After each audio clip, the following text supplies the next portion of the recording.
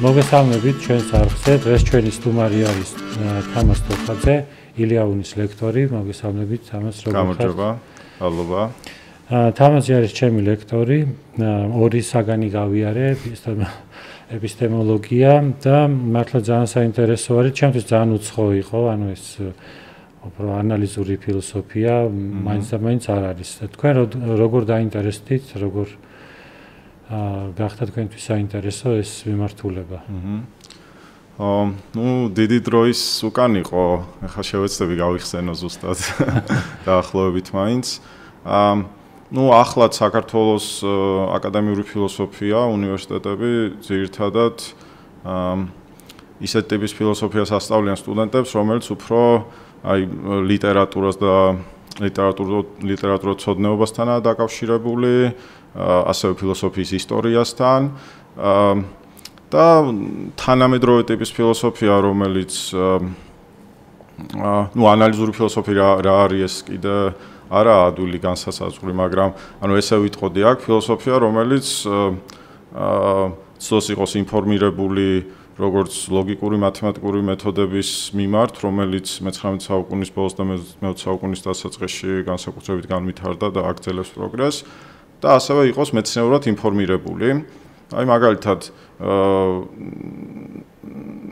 ანალიზური ფილოსოფიის ისტორია მე-20 საუკუნიდან ლოგიკური პოზიტივისტები, რომელიც შეიძლება სმენია ჩვენს მსმენელს, აინტერესებდათ ფიზიკის ფილოსოფია და ბუნებისმეტყველების ფილოსოფია და ასევე სხვა საკითხები.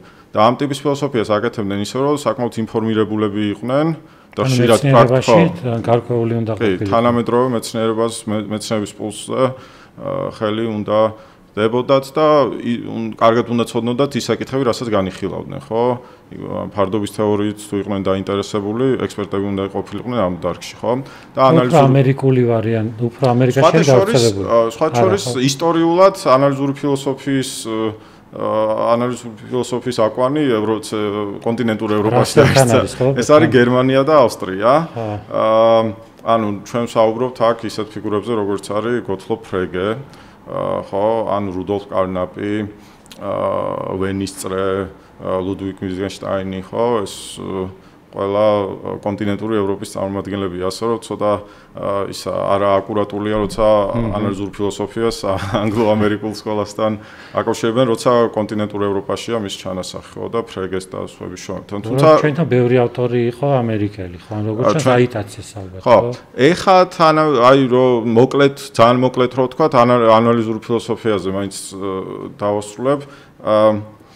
თავიდან იყო ესეთი ტიპის სვლა, რომ ეს მეცნიერულად ინფორმირებული და ლოგიკური მათემატიკური მეთოდებით აღჭურვილი ფილოსოფია შეძლებდა ბევრი ტრადიციული ფილოსოფიური პრობლემის გადაჭრას.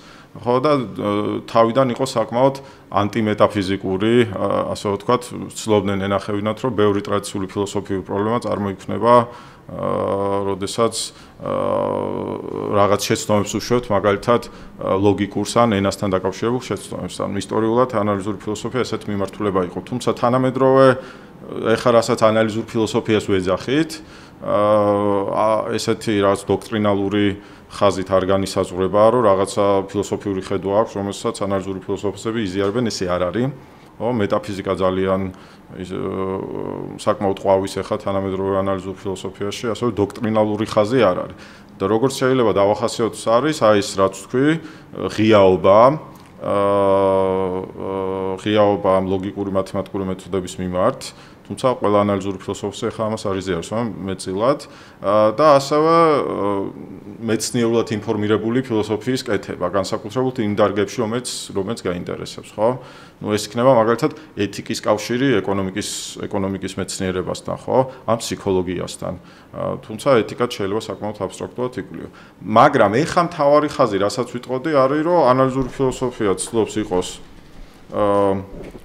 კოლაბორაციული, ერთი გენიოსი, როგორც წესი, კაცი არ ზის თავის სახში მარტო და არ მუშაობს გენიალურ საკითხებზე, როგორც წესი თანამშრომლობს მის კოლეგებთან, ცდილობს ისეთ ენაზე წეროს და ისაუბროს, რომელიც გასაგები იქნება სხვებისთვის და სიცხადე, არგუმენტაციის არგუმენტაციის სიცხადე და ხელმისაწვდომობა ითვლება ღირსებად. რა ესე შეგვიძლია დავახასიათოთ ანალიზური ფილოსოფია და სწორედ უფრო ეს იყო, რამაც დამაინტერესა.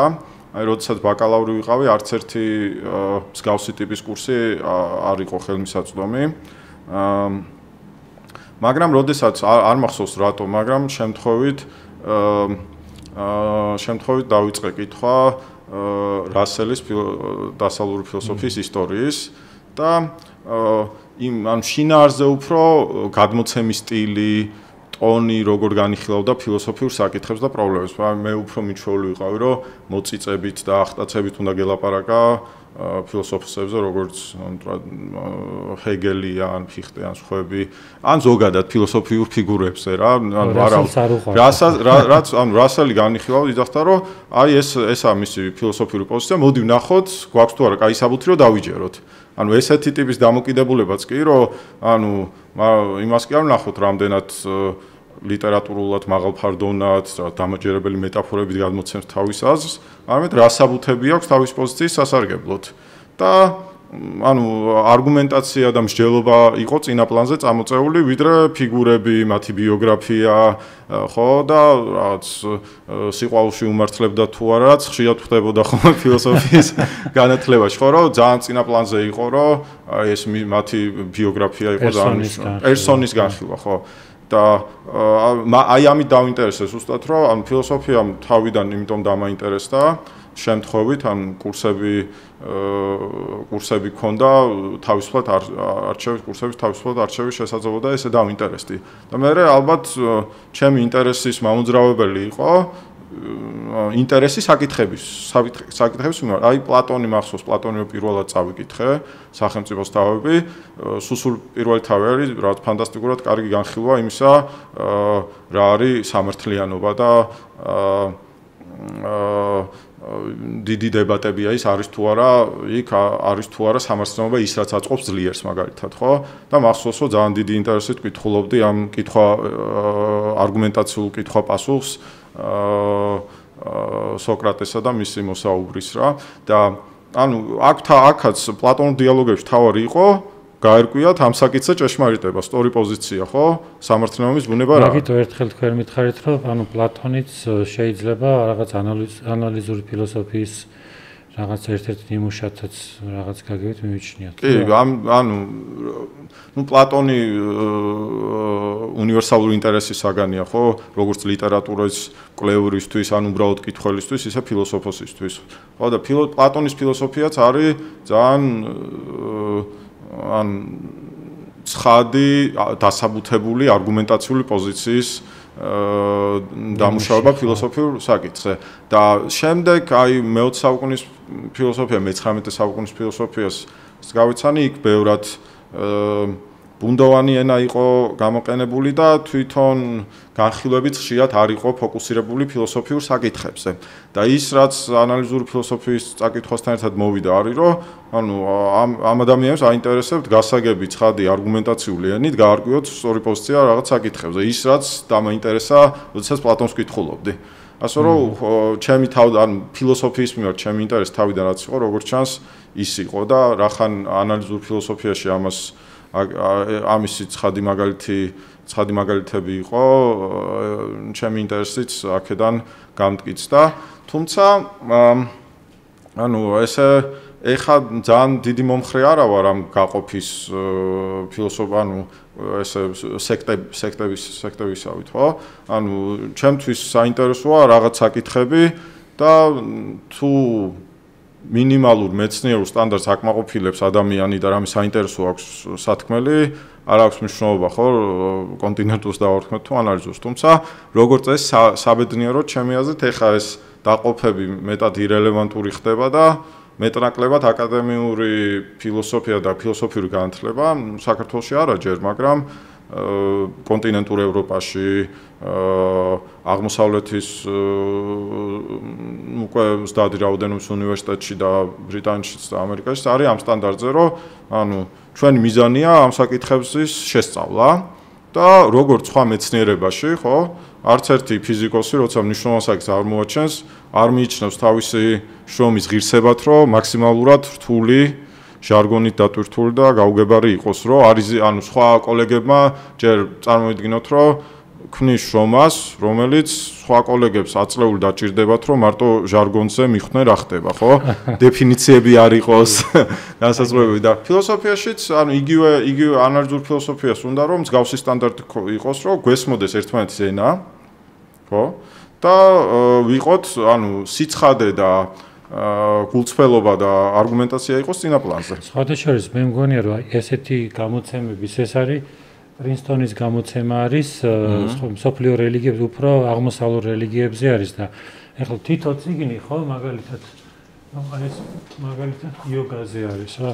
თითო წიგნის შეიძლება ყავდეს 20 ან 30 ავტორი რა და მთავარი რედაქტორი არის დონალდ ლოპესი და სხვადასხვა რაღაცები რომ იმიწერიან რაღაცა თუ ის უშუალოდ მაგის სპეციალისტი არ არის თავის კოლეგას ეკითხება რა თქვა ძენ ბუდიზმზე რო კითხე რაღაცები და თვითონ ამის ავტორიც ახლა დევიდ გორდონ უაიტი ზოგადად ძალიან ბევრი წიგნის ავტორი არის და ესენი ამუშავებენ ან როგორც მთელი უნივერსიტეტები ამ თემას ეს ახლა მთელი მსოფლიო კვლევრები არიან და მე მგონი ესეთ კვლევებსაც რაღაც ეგეთმა მიდგომამ დაუდო საფუძველი რომ უკვე ეს რაღაც მთელი ქსელი არის რა რაღაცნაირად კვლევების და ანუ ჩემთვისაც ახლა როგორც იოგას პრაქტიკოსისთვის ეს რაღაც შოკი იყო ანუ ესეთი არასექტანტური და რაღაცნაირად სხვანაირი პოზიციიდან გადამუშავებული ცალკე თემები და ძალიან მნიშვნელოვანი რაღაცა ჩვენთვისაც ძალიან დიდი ცვლილებები.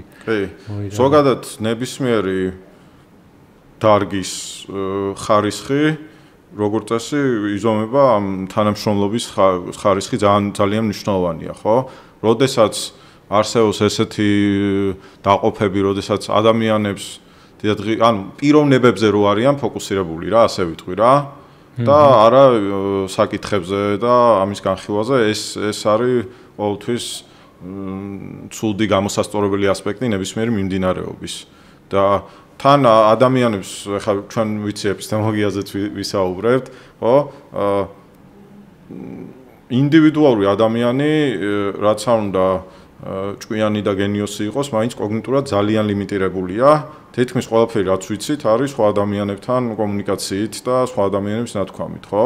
და ცოდნა არის ძალიან დანაწილებული ჩვენ საზოგადოებაში, ხო? და როდესაც რაღაც ჯგუფი არსობს გამოიყენოს ის ცოდნა, რომელიც სხვებს აქვს, ხო?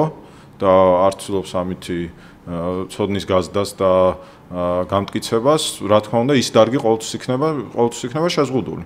აი ხშირად აი საქართველოს აკადემიური სივრცეც რო ავიღოთ, ხო? ხშირად პრობლემა არის, რომ არაა დაკავშირებული ეხა თუნდაც ქვეყნის შიგნით ექსპერტები, ხო?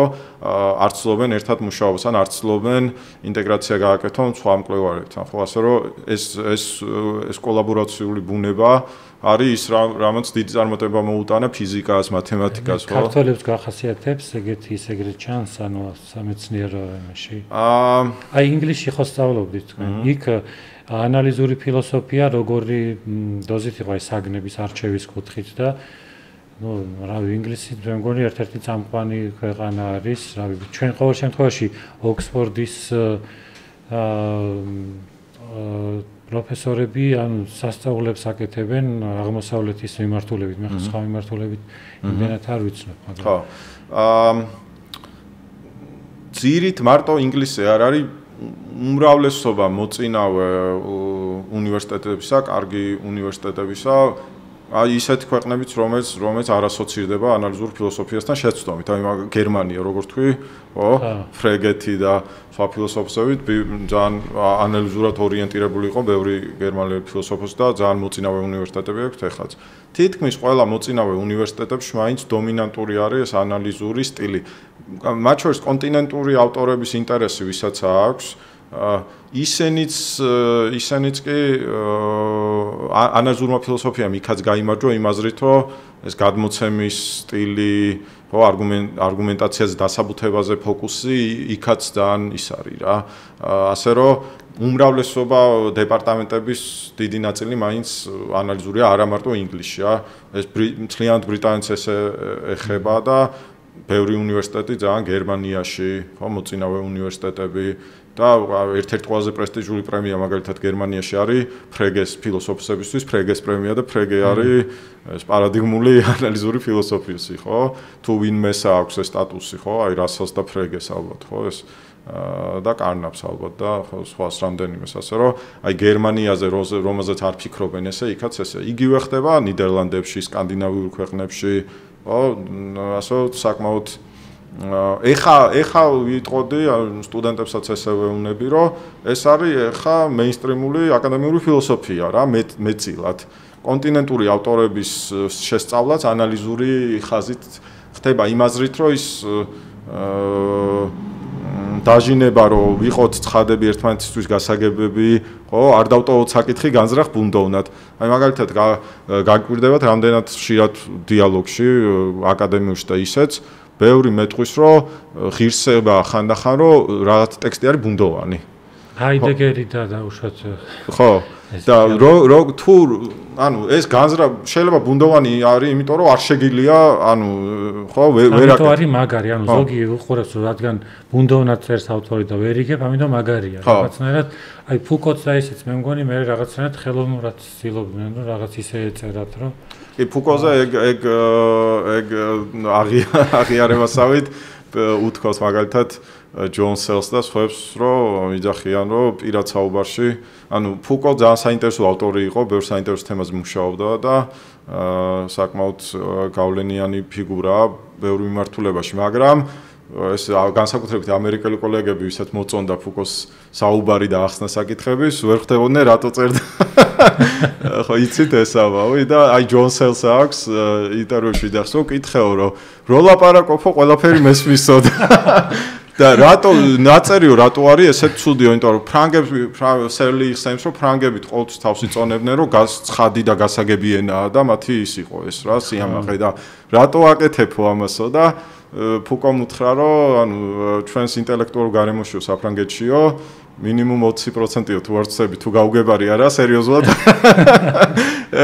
ეხა არ მაქვს სერლი არ მოიტყვეოდა მეგობარი იყო ფუკოსი, ალბათ რაღაც ეგეთი აქვს ნახევრად ხუმროვი და სხვა ფიგურები დელიოზი განსაკუთრებით ყოველთვის ეჭვი იყო, რომ რაღაც ხო არ იყო თად ინტელექტუალური გულწრფელობის ასპექტი მათი ეს და მაგრამ ფუკო კიდე ანუ გასაგებია მაინც კითხვისთვის კი არა სასიამოვნო საკითხავი ამის გამო, მაგრამ აქ უფრო ხედობაში გვაქვს აი ჰაიდეგერი და დერიდა მაგალითად, რომელიც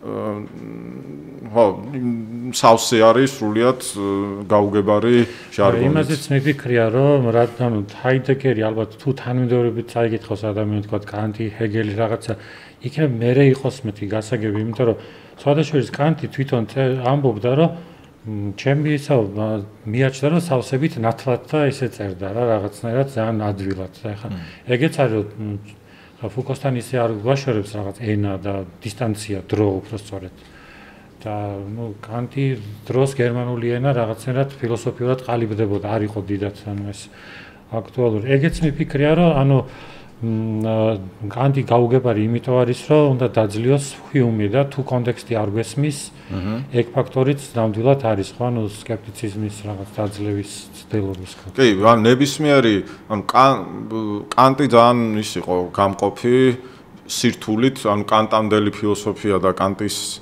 ფილოსოფია აი მაგალითად ბევრი აღნიშნავს, რომ საშუალო განათლების მქონე ევროპელს შეეძლო ჰიუმი წაეკითხა და გაეგო მნიშვნელოვანი ნაწილი, ხო? ნუ ექსპერტულად არა, მაგრამ გასაგები იქნებოდა. კანტზე იგივეს ვერ ვიტყოდით, ხო? უკვე და ნუ ერთი მხრივ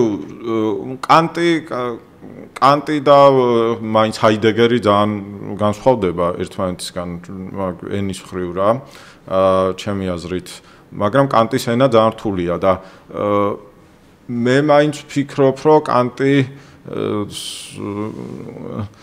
თუ არ შეიძლება კანტი არ იყო კმაყოფილი ბოლომდე როგორ გადმოსცემდა ამ იდეებს. ნუ ჯერ ძალიან რთული საკითხებია და თან ძალიან ესეც ჟარგონით დატვირთულია საკმაოდ, მაგრამ ხო, მთლად უკეთეს საქმის გაკეთება ალბათ შესაძლებელი იყო, მაგრამ ის ჩემი აზრით თვისებრივად მაინც განსხვავდება კანტის შემდეგ პერიოდის პროზა როგორი იყო გერმანული. აი თქვა ჰეგელის, ხო? მაინც ახლა ისტორიულობას თავს ვერ დავდებ, მაგრამ ერთი მკვლევარის ის წამიკითხი ანალიზი ამისი, რომ ადამიანებს, ფილოსოფოსებს, რომელსაც კანტზე ნაკლები ნიჭი ჰქონდათ ფილოსოფიური, მაინც ცდილობდნენ კანტის ჟარგონისთვის მიებაცათ, ხო და მერე ეს ფილოსოფიური პროზის ხარისხი კანტის მერე ძალიან იცვლება და რთულდება, მაგრამ მერე როგორც ყოველთვის არის ეს მოძრაობა, რომ მეტი სიცხადისთვის და ხო, ეს არის, მაგრამ აი მე-20 საუკუნის კონტინენტ, უფრო ეს დერიდას და ჰაიდეგერის იმაზე რომ ვისაუბროთ, ის მაინც თვისებრივად ახალი არის მაინც.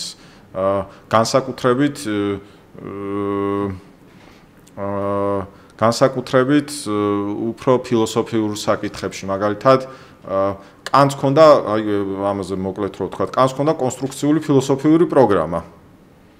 ხო?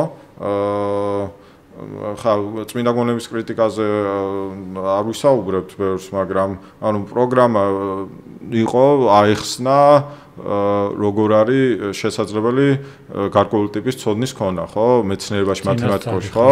ეს სინთეზურიც და აპრიორულიც, ხო? ეს კრიტიკული ფილოსოფიის დასაბამი და ამ კონსტრუქციულ ფილოსოფიურ პროგრამას აკეთებდა როგორც კარგი აკადემიკოსი, ანუ რომ აიგო პოზიტიური ფილოსოფიის პროგრამა. მაგრამ ხშირად ზოგიერთ ავტორებთან მსგავსი პოზიტიური ფილოსოფიური პროგრამა არ გვაქვს, არის უფრო დესტრუქციული ტიპის ხასიათის, რომ ან რაც შინა ობიექტური შინაარსები არ არსებობს, ხა შაბლონურად ხო, ანუ ასევე კანტს ჰქონდა პოზიტიური ფილოსოფიური პროგრამა. ხშირად აი ლიტერატურის და ფილოსოფიის ხაზი არ იყო პოზიტიური ფილოსოფიური პროგრამა, იყო ძირითადად ნიჰილისტურ, დესტრუქციული, რომ ხო, ასე რომ მაინც ვერსია 19-ის ბოლო და მე-20 საუკუნის. ხო, მე-20 საუკუნის აი დერიდაზე არ უნდა საუბარი, ახლა ბევრი არ ვიცი, ეს დეკონსტრუქტივიზმი და მსგავსი ვერ ხედავ ვერანაირ პოზიტიურ ფილოსოფიურ პროგრამას იქ. და ეს არც კანტთან და არც ჰეგელთან ესე არ იყო, ხო? აინტერესებდათ ის იგივე საკითხები, რომელიც აინტერესებდა პლატონს და სხვა ფილოსოფოსს, ხო?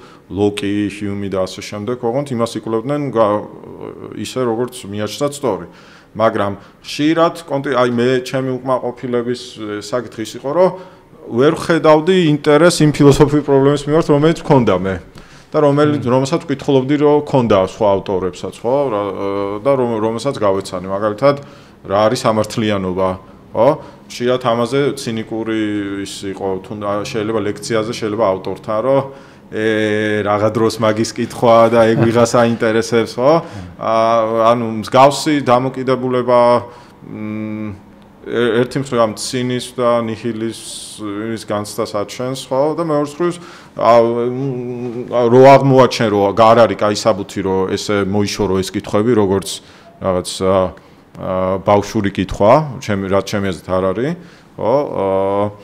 მე ეძებ რამე პოზიტიურ თეორიებს ამასთან დაკავშირებით და ანალიზურ ფილოსოფიას ჩემი აზრით ესე აღმოაჩენს ალბათ ბევრი, როცა უნდა ცხადი არგუმენტირებული დასაბუთებული პოზიციების აღმოჩენა ფილოსოფიურ საკითხებზე. და არა ის, რომ ეგ ვისხა აინტერესებს და ეგეთი რაღაც. ხო, სხვადასხვა აი თამარ ცხადაძესთან გავდიოდით ანუ ეთიკას და ორი წიგნი გვირჩია, ანუ ეს ორი წიგნი შევიძინე კრებული არის, ანუ კაი და ძალიან ბევრი თეორიები არის, ეთიკური თეორიები. ჩემთვის იყო ძალიან საინტერესო რა, ვინ როგორ განიხილავს, რამდენი შესაძლებლობა არის, რომ თქვათ ობიექტურად არსებობს, სუბიექტურად რაღაც შუალედური ფორმები და ანუ ეს ძალიან მნიშვნელოვანი არის, რომ განხილული არის თუ არ არის, ყველა ადამიანმა მაინც თავისი წვლილი სერიოზულობით თვითონ უნდა მოეკიდოს. ხო, ანუ ის რომ ვიღაცამ განიხილა, ეს მეცხოვრებაში არაფერს არ მაძლევს.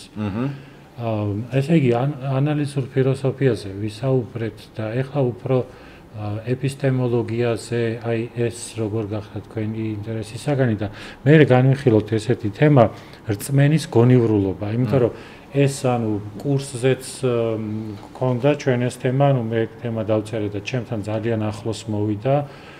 რომ როცა ადამიანი მაგალითად მე ვარ რაღაც რწმენაში დავუშვათ იოგას ან რაღაც ან რელიგიურ რწმენაში და მე ვისმენ რაღაც განსხვავებულ შეხედულებებს და მე აქ რაღაცნაირად ეჭვი მიჩნდება და მე უკვე ძნელი არის რომ შევინარჩუნო რაღაცნაირად ეს რწმენა და აი ეს თემა რო განავითაროთ და მანამდე ეპისტემოლოგიაზე რომ მოუხაზოთ როგორ გახდა თქვენი ინტერესის სფერო ანუ ეპისტემოლოგია უშუალოდ. აი ეპისტემოლოგია არის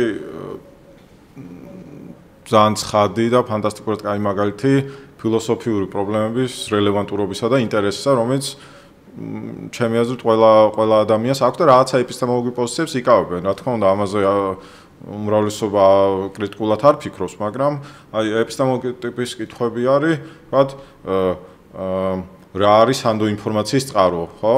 შეიძლება ისე არ დასვა კითხვა, ყველას აქვს რაღაცა ტიპის გზამკვლევი, რომ აქედან მოგებული პოლიტიკური პროცესებია და თქვა რომელ საიტზე შევიდა რაღაცნაირი ანუ ეს საგანსაც ვახსენებ, ანუ სოციალური ეპისტემოლოგია, რომ ეს არ არის რაღაც აბსტრაქტული, მხოლოდ აბსტრაქტული ფილოსოფიური აზროვნება, ეს არის აი ყოველდღიურობაში ჩვენ ვიღაცან რაღაცა მიგვაჩნია სანდოთან ავტორიტეტულად. მედიცინა იქნება, პოლიტიკა იქნება თუ რაღაცა და ამიტომ ეს არის სასიცოცხლოდ აუცილებელი საგანი, ასე ვთქვათ. აი კი ეს აი ამაზეც რაც ვახსენეთ, მაგაზეც აი ექსპერტიზის თემა, ხო? ადამიანები არც ერთ თითოეული ადამიანი თითქმის არაფერში არ არის ექსპერტი, ხო? და მაგრამ ამის მიუხედავად, ხო, ფიქრობთ, რომ ისეთ საკითხებზე, რომელსაც ჩვენ პირადად ვერ გამოვიკვლევთ მაგ საკითხს, ხო? მაგალითად გარკვეული ტიპის დაავადებების დროს რაღაცა ტიპის თერაპია, ერთი ტიპის თერაპია ჯობია, ქიმიოთერაპია ჯობია, ოპერაცია გონია, ხო? ამ დროს ჩვენით ხო არ ვიკვლევთ ამ საკითხს, ხო? ვცდილობთ მივიღოთ ექსპერტული ის აზრი ამაზე. შეიძლება ერთ ექიმთან მივიდეთ, გამოკვლევა ჩავიტაროთ, შეიძლება სხვასთან მივიდეთ, ხო? ასე რომ ჩვენი მდგომარეობა ცოდნის მიმართ არის ძალიან დაკავშირებული.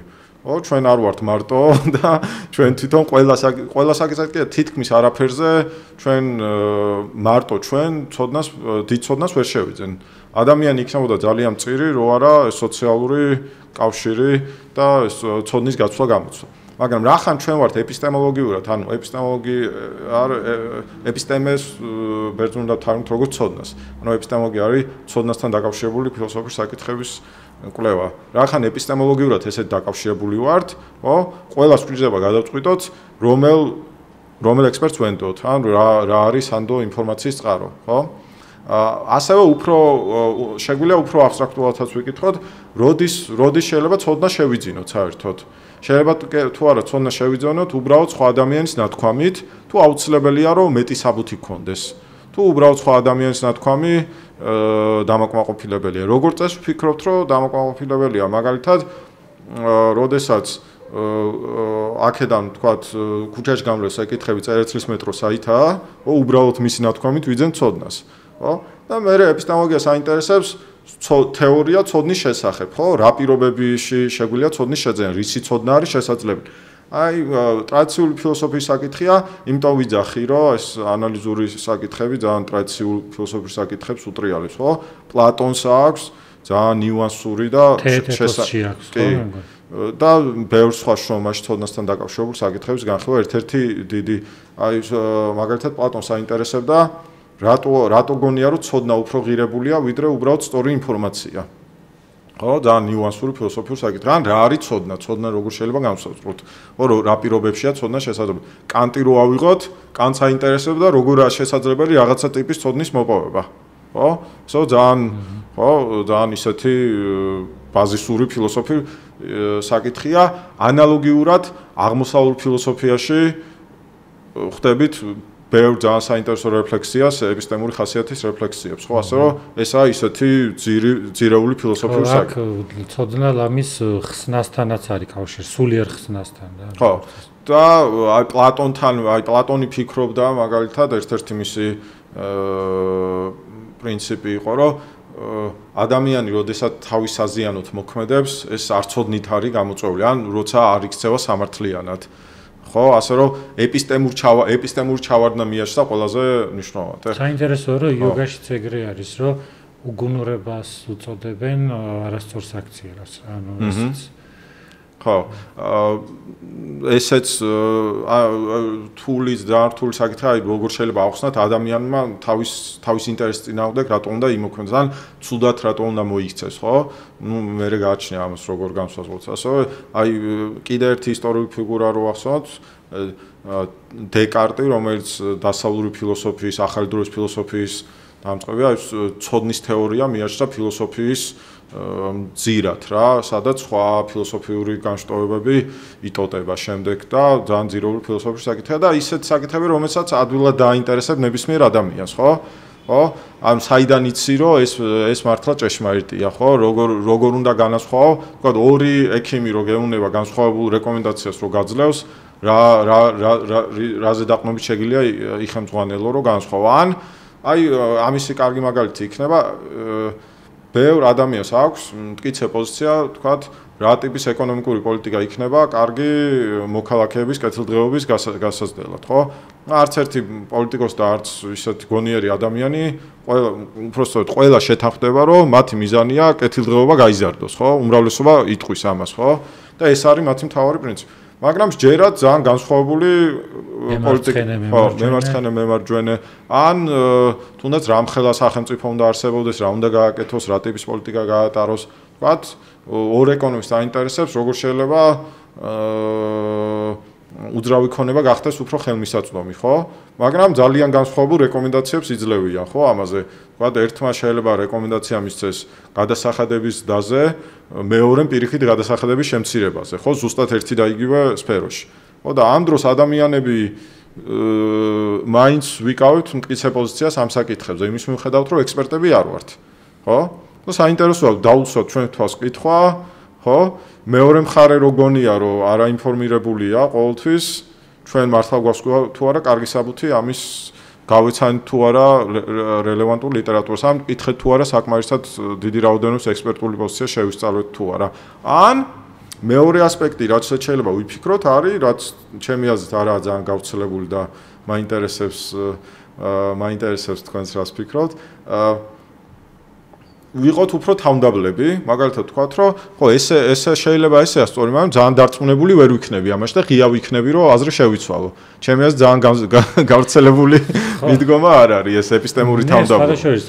აქამდე მივედი და მე მაშინ რო გითხარით, რომ თქვენი კურსი დამეხმარა ზუსტად მაგაში, რომ ჩემი ასე ვთქვათ ფილოსოფიური წერტილი მეპოვა იმ კუთხით, რომ ანუ და უფრო სხვა კუთხიდან გამეცნობიერე რაღაცნაირად ეს არის აგნოსტიკური პოზიცია, ანუ პოზიცია, რომელიც მაგალითად არსებობს თუ არა ღმერთი და ამბობ, რომ კი არსებობს რაღაცნაირად კეტავ შემდგომ გადახედვის შესაძლებლობას, ან თუ ეგრევე ჩაკეტე, რომ არ არსებობს, ამითიც რაღაცნაირად გონება რაღაც ცოცხალი მოძრაობის სპონტანობას კარგავს და შენ რაღაცნაირად მიმდინარე გაცნობიერების პროცესში ხარ, ანუ რაღაც მზათა ხარ, რომ შეიცვალო, ანუ რაღაცნაირად ეგ მგონია, ხო, ეგ პოზიცია არის, ანუ ჩემი პოზიცია უფრო ყველაზე უფრო რასთან ახლოს ვარ, განსაკუთრებით მეტაფიზიკურ საკითხებში, ხო, რაზეც დარწმუნებული და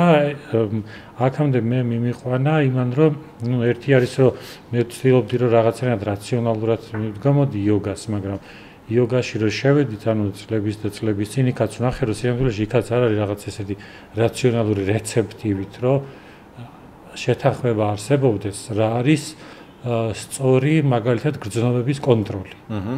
ანუ თვითონ იოგას სუტრაშიც ჩანს, რომ იქაც ეს არის წიგნი, რომელშიც შემოყვანილი ყავს აი ამ თვითონ კომენტატორს, ძველ კომენტატორს, რომ არსებობს ეგეთი მოსაზრება, არსებობს ეგეთი ასეთი და ჩვენი აზრი ეს არისო და იქ რო კითხულობ, მე ხვდები, რომ ანუ რატო დავიჯერო მაინც-ამაინც შენი აზრის, როცა იქ ბევრი სხვადასხვა მასწავლებელი სხვადასხვა ვარიანტს გვთავაზობდა, რა არის სამათი, რა არის დაუშვათ აი ეს სწორი ტექნიკები, ასე ვთქვათ რა და მე რომ ნახე რომ მithumedes ანუ არც ბუდიზმში არის რაღაც ესეთი თანხwebdriver.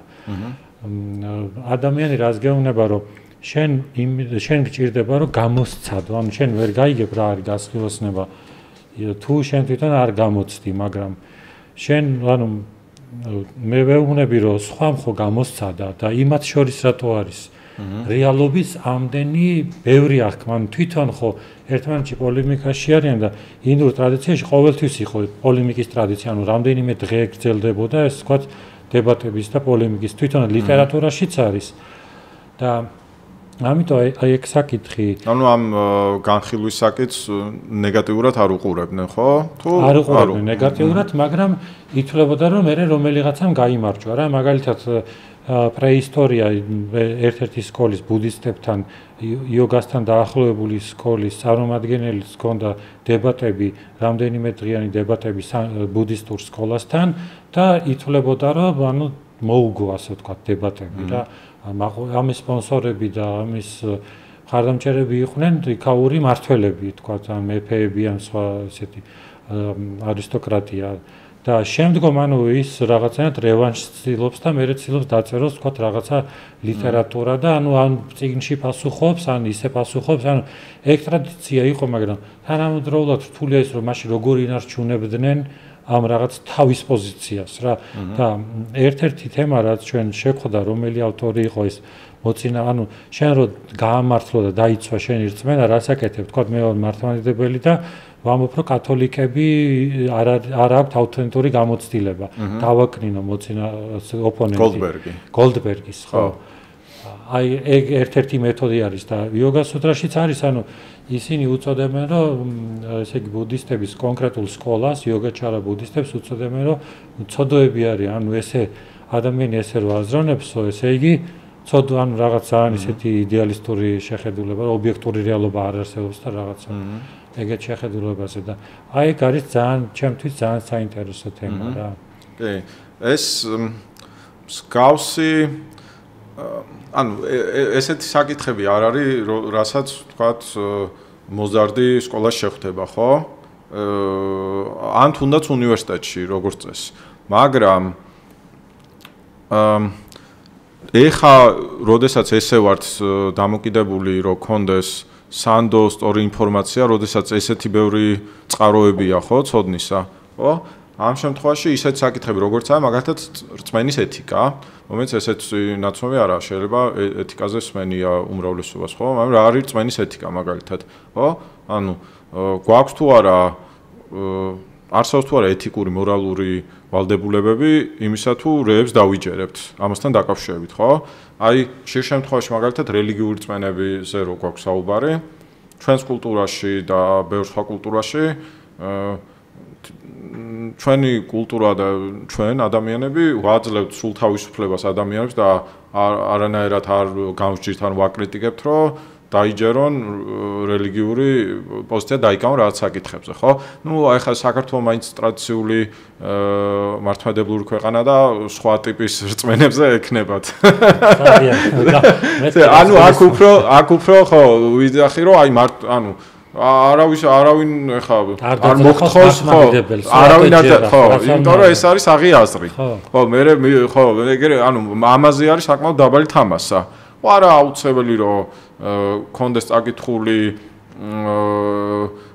ეს ფუნდამენტური ტექსტები შენი რელიგიის არ არის აუცილებელი რომ გესმოდეს შენი თეოლოგია კარგად არა აუცილებელი რომ ეთანხმებოდე ხო ეს არა წახალისებული აი ამ მართლმადიდებლური წაკითხული გაქვს რა გაკავშირებს უბრალოდ გარდა იმისა რომ ვიღაცამ გითხრა ან რაღაც ან მხოლოდ ნათლობა საკმარისი ხო კი ასე რომ ეგეთი ეპისტემური კითხვები წახალისებული ჩვენს კულტურაში არა და რელიგიურ საკითხებზე ხო ნუ კი ახლა აი მაგრამ აქ მინდა კონტრასტი გავაკეთო სხვა ტიპის საკითხებზე აი მაგალითად რომ მოვიდეს ადამიანი და თქვას რომ ეს მე მჯერა ამ ტიპის რაღაცა, რასაც ჩვენ დაუძახებთ, თქვა ფსევდომეცნიერული პოზიცია, რაღაცა საკითხზე, თქვა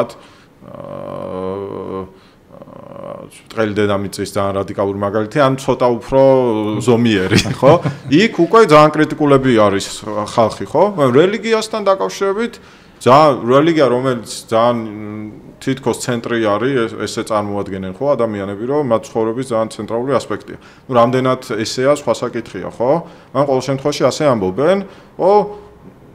ცოტა აი რო წარმოვიდგინოთ, რომ ამ კულტურისგან განყენებული ადამიანი, ვთქვათ, რაც გონიერი უცხოპლანეტელისთვის შეიძლება გასაკვირი იყოს, რომ საერთოდ არანაირი ცოდნა და ინტერესი არ აქვს ამ საკითხთან დაკავშირებით, ხო?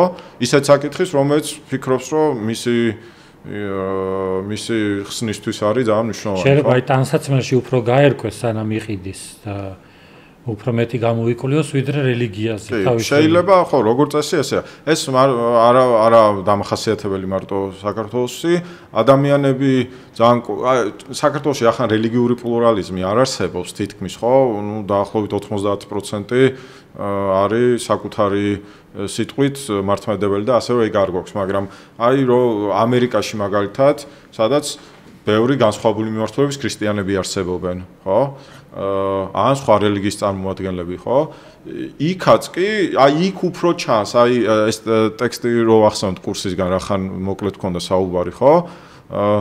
ერთ-ერთი ავტორი, რიჩარდ ფელდმანი, ეპისტემოლოგი, იხსენებს, როგორი კომფორტულები არიან მისი სტუდენტები მიიღონ ერთმანეთის განსხვავებული რელიგიური პოზიციები და აქვთ ეს დამოკიდებულება, რომ ხო, ყველა შეუძლია გონივრულად დაიჯეროს. ხა რწმენის ეთიკის საკითხი, ზოგადი საკითხი, მაგრამ იგივენაირად თითქოს ვიქცევით თუ არა სწორად, როდესაც ესეთი ლიბერალური ესეთი პატარა თამასა გვაქვს იმისა თუ რა შეიძლება დავიჯეროთ. იმიტომ რომ ჩვენს რწმენებს აქვს დიდი გავლენა სხვა ადამიანებზე. განსაკუთრებით დემოკრატიაში, თუმცა სხვა მმართველობის პირობებშიც, ხო? დემოკრატიისთვის არსებითი არის იდეაში, რომ ინფორმირებული მოქალაქე მიდის და ირჩევს საუკეთესო გზას თავის ცხოვრების წარსამართად. ეხლა დემოკრატიაში თუ ადამიანი საერთოდ არა ინფორმირებული, ხო? არის თუ არა უსამართლობა იმათ მიმართ, ვინც ინფორმირებულია და იცის, რომ ეს სტრატეგია არ არის კარგი სტრატეგია, ხო? ასევე ყველას რო აქვს საარჩევნო ხმა დაუშვათ და ვიღაცა საერთოდ არაინფორმირებული როცა აკეთებს. თუმცა ეს დემოკრატიის გარეშეც რო ავიღოთ, მაგალითად, აი ხა ამერიკის მაგალითზე ცხადად ვხედავთ, რამხელა ძალა აქვს ადამიანებს წარმოადგენს მაგალითად ჯანდაცვაზე, რას იფიქრებენ, მაგალითად არის თუ არა გარკვეული ტიპის ვაქცინა, უსაფრთხო თუ სახიფათო, იმან შეიძლება პირადად მოახდინოს ადამიანებს გავლენა, მათ შვილი დაიღუპოს და ასე შემდეგ, ხო? ასე რომ წმენები არ არის პირადი საკითხი, ხო? ყველაფერი წარიმართება იმითი თუ ადამიანებს რისის ჯერათ, ხო? იქნება ეს საგარეო პოლიტიკა, მაგალითად, როდესაც პოლიტიკოსი იძახის ცუდ ინფორმაციას დაყნობით, რომ რა ვქნა მჯეროდა, რომ ეს ქვეყანა, ამ ქვეყანას ჰქონდა ეს მასიური განადგურების იარაღი, ხო? რა სტანდარტით ჯეროდა, ხო? შემდეგ ამან რომ გამოიწვია 100,000-ობით ადამიანის სიკვდილი, ხო, ვთქვათ, ხო? ანუ ამართლებენ თავის პოზიციას იმისით რისის ჯეროდა, ასე რომ ყველა ხვდებით, რომ ის რისის ჯერა აქვს დიდი გავლენა სხვა ადამიანებზე. და ესეთ საკითხები მე მაგალითად ჩემ სასკოლო და არც საუნივერსიტეტო განათლებაში არ შემხვედრია, რომ უნდა ვიფიქროთ, რომ როგორც გონიერ ადამიანებს გვაქვს პასუხისგებლობა იმისა თუ რას დავიჯერებთ. და იმის თქმა რომ რა ვქნა ესე მჯერა და პატივი ეცი ჩემ რწმენას, რაც არ გავს სწორ დამოკიდებულებას. აქვე კავშირი რწმენასა და ცოდნაში რაღაც გაგებით ცოდნები იძლევა რაღაც საფუძველს რომ დავიჯეროთ, ხო, ან რაღაცა ეხა ეპისტემოლოგია რწმენასაც ეხება ეგრე გამოდის, ხო, საბოლოო ჯამში ცოდნის საფუძველზე ვიჯერებთ რაღაცეების. ან გონია რომ ცოდნა არის ეგ, ხო? ხო, ანუ ცოდნა არის ყოველთვის ალბათ მიზანი, ან ხშირად ყოფით მეტყველებაში, ანუ ვიძახით, რომ ამან იცის. ანუ თქვათ ექიმა იცის რა ჯობია, ხო? და როცა ვამბობთ, რომ ჯერა უბრალოდ ხო, შედარებით დაბალ ღირებულებას ვანიჭებთ რა. ცოდნა არის მაინც ოქრო სტანდარტი რა. მაგრამ რო ვფიქროთ, ბევრ საკითხებში საუკეთესო რაც შეიძლება გავაკეთოთ არის, რომ მივსდიოთ იმ საბუთებს რაც გვაქვს.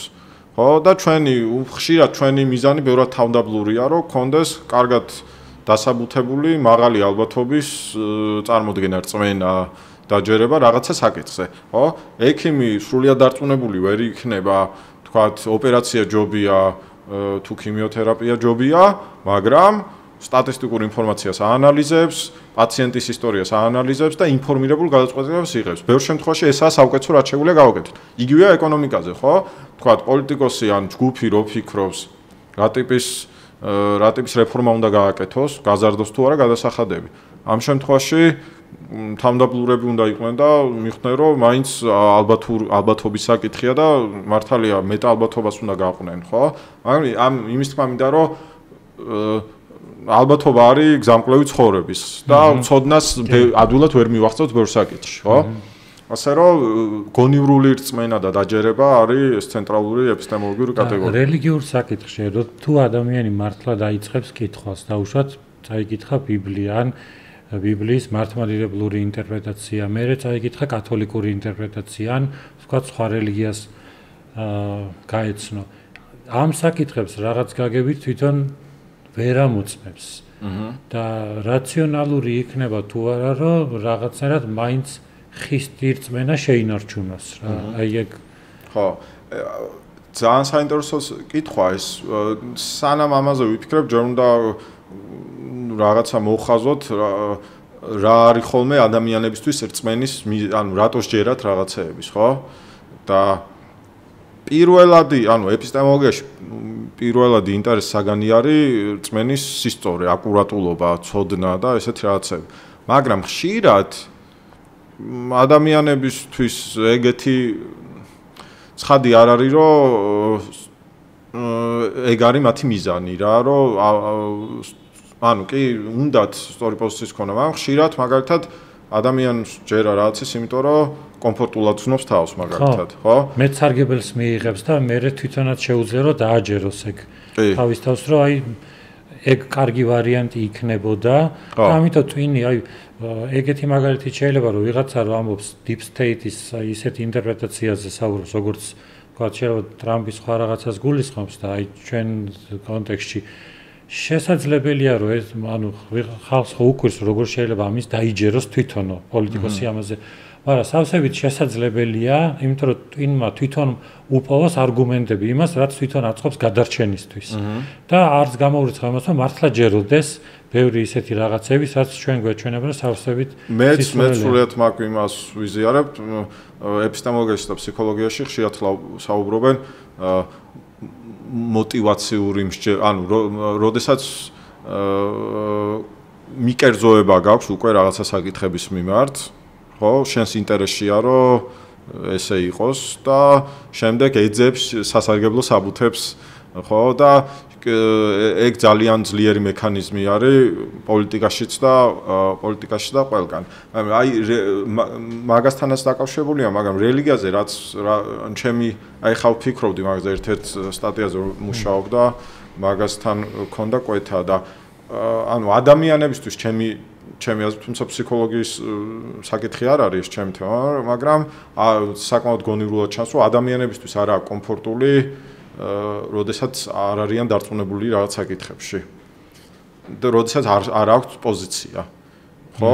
არაკომფორტულ მდგომარეობაში აყენებს ეს რა და ხშირად უნდა დასძლიონ ეს ეჭვის მდგომარეობა რაღაცა პოზიციის შეძენით. ხო? ეხლა ეს ასევე შეიძლება ახსნათ ბიოლოგიურად, ხო? რომ მაგალითად ნებისმიერ სოციალურ არსებას ჭირდება რაღაცა ერთიანი გეგმა და სტრატეგია ეჭვის პირობებში ვერ იქნება, ხო? აი მაგალითად ბავშვი, ხო? ბავშვი ეპისტემურად დიდი აზრით არის ტაბულა რასაც არის დაფა, ხო? ყველაფერში არა, მაგრამ ეპისტემურად დიწილად არის, ხო? რასაც ასწავლი ძალიან მტკიცედ იჯერებს ამას, ხო? სრულიად სტატისტიკური უმრავლესობით ესეა, ხო? აი ყველაზე დიდი წინასწარმეტყველი პრედიქტორი იმისა თუ რა ტიპის წმენები გექნება, მაგალითად, საიქიო ცხოვრების შესახებ. არსებობს თუ არა ღმერთი, რომელსაც აქვს შენს მიმართ მოთხოვნები, მაგალითად, როგორ უნდა იცხოვრო, ხო? როგორც ქრისტიანობაშია და ისლამშია, ხო? და სხვა მონოთეისტურ რელიგიებში, ტრადიციულ მონოთეისტურ რელიგიებში, ამის ყველაზე კაი განსაზღვრელი არის, სად დაიბადა და მისი მშობლები იყვნენ თუ არა რელიგიურები. ხო? ესეთი სოციალური ისენია, ხო? და ანუ ჩვენ გვაქვს, ანუ ამას რატო ვიხსენებ, რომ მინდა ახსნა რატო გვაქვს, რატო ეს ეჭვის ის რატო არის არაკომფორტული, იმიტომ რომ ანუ ბავშვი იჯერებს, ანუ ისეთი არსებები ვართ ადამიანები, რომ იჯერებს ყველაფერს, ხო? და ბევრი ისეთი რაღაცა, რომელიც ვფიქრობთ, რომ ერთ-ერთი გონიერი ადამიანი ვერ დაიჯერებს, არის ძალიან დიდი ჯგუფი, სოციალური გავლენა მიეცი და დაიჯერებს, ხო? ასე რომ ეჭვის რაღაცა საკითხებში ეჭვის პოზიცია არაა კომფორტული ადამიანებისთვის ეგ ერთი და ასევე ადამიანებისთვის არაა კომფორტულიო თავის გარემოში არ არის ინტეგრირებული თავისი რწმენებით. არის განსხვავებული. ეს ეჭვი მეტაფიზიკური საკითხების მიმართაც და იმის მიმართაც და უშუალოდ ყოველდღიურობის მიმართაც. მე მგონი ეს მეტაფიზიკური საკითხები გავს აი საკითხებს თეორიულ ფიზიკაში. მაგალითად ჩვეულებრივი ადამიანი დიდად მაგაზე არ იფიქრებს, შეიძლება რაღაც საკითხებზე დაინტერესდეს, მაგრამ არ აწუხებს ეს თემა. მაგრამ ისეთი თემა როგორც არის ჩემი საყვარელი ადამიანიო გარდაიცვალა რა მოხდა, ხო? შევძლებ თუ არა მის ნახვას, ხო? სიცოცხლე სიკვდილის შემდეგ. ხო? ან მიეზღება თუ არა ამ ადამიანს თავისი ცუდი საქციელის გამო, ხო? ეს რელიგიური ასპექტი ბევრად სიკვდილის სიცოცხლის საკითხებს ეხება რა. მაგრამ ალბათ რაღაც პირობები არის საჭირო, იმიტომ რომ მე კომფორტულად გრძნობ ალბათ, რა თქვენს ასეთ პოზიციაში, ანუ შეიძლება ეჭვიც დაუშვა და ალბათ რაღაცა არის საჭირო ადამიანისთვის, რომ ამ ველში იგრძნოს კომფორტულად თავი, რომ მაგრამ ფაქტი არის, რომ კი მიუხედავად იმისა, რომ რელიგიები დასავლურ ქვეყნებში ბევრი მაგალითად ქრისტიანობა თავისი უამრავი სახესხვაობებით, მაინც ბევრგან არის კლებადი, ხო? განსაკუთრებით ეს ტენდენცია არის ევროპაში, ხო? თუმცა რა თქმა უნდა რელიგია ძალიან დომინანტური ძალა, თუმცა რო შევადაროთ მაგალითად რა როლი აქვს რელიგიას ამერიკაში და ბრიტანეთში, არის ცადა დედამიწა, ხო? ამერიკაში რელიგია ძალიან დიდ როლს ასრულებს ადამიანის ცხოვრებაში, პოლიტიკაში მათ შორის, ბრიტანეთში არა, ამიტომ არის თქვათ აბორტის საკითხი, რომელიც ძირითადად რელიგიური იდეებითაა მოტივირებული, იმის მიუხედავად, რომ რელიგიური არგუმენტაცია შეიძლება არ გამოიყენონ, მაგრამ мотивация მაინც რელიგიურია, ბრიტანეთში საერთოდ თემა არ არის. და იმის მიუხედავად, რომ სცადეს ამ თემის წამოწევა, ხალხში ინტერესს არ იწვევს. იმიტომ რომ საკმაოდ სეკულარული მიზეზი, ანუ უფრო პლურალისტური გარემო უბრალოდ რელიგიურები, ნაკლებად რელიგიურები არიან ბრიტანელები, ან მაგალითად სკანდინავიური ქვეყნები, ბალტიის ქვეყნები, ჩეხეთი და ბევრი ქვეყანა, ბევრად ნაკლებად რელიგიურია. ნუ საქართველო ვიცით, რომ ძალიან რელიგიური ქვეყანა არის, როგორც ვთქვათ, პოლონეთი და სხვა ქვეყნები, მაგრამ ეს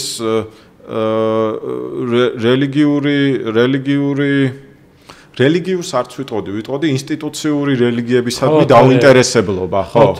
რომ ავიღოთ მაგალითად სკანდინავიის ქვეყნები და თუნდაც აი რაღაც თუ რო არსებობდეს რამე ეთიკური პარამეტრები, ვერ ვიტყოდით, რომ რაღაცა პოლონელებზე უფრო რაღაც ისეთი ხალხია რა. ნაკლებად, ხო, თუმცა ინსტიტუციური რელიგია ნაკლებად აინტერესებს, მაგრამ ესენი მაინც ის არის უმცირესობა ჯგუფებია, მაგრამ უმრავლესობა ჯგუფებისთვის ყოველ შემთხვევაში რელიგიის პოპულარობისგან გათვალისწინებით საკმაოდ გონივრულად მეჩვენება ეს ახსნა, რომ ადამიანები არ არიან, ბევრი ადამიანი არაა კომფორტულად არ იყოს, არ ქონდეს მტკიცე პოზიცია ამ საკითხის მიმართ. ხო? ხო, რომ და ხშირად ყველას შეიძლება გავიხსენოთ, თუ რელიგიურ ადამიანთან როცა ქონია საუბარი, რამდენად დარწმუნებულები ყოველ შემთხვევაში დიალოგში.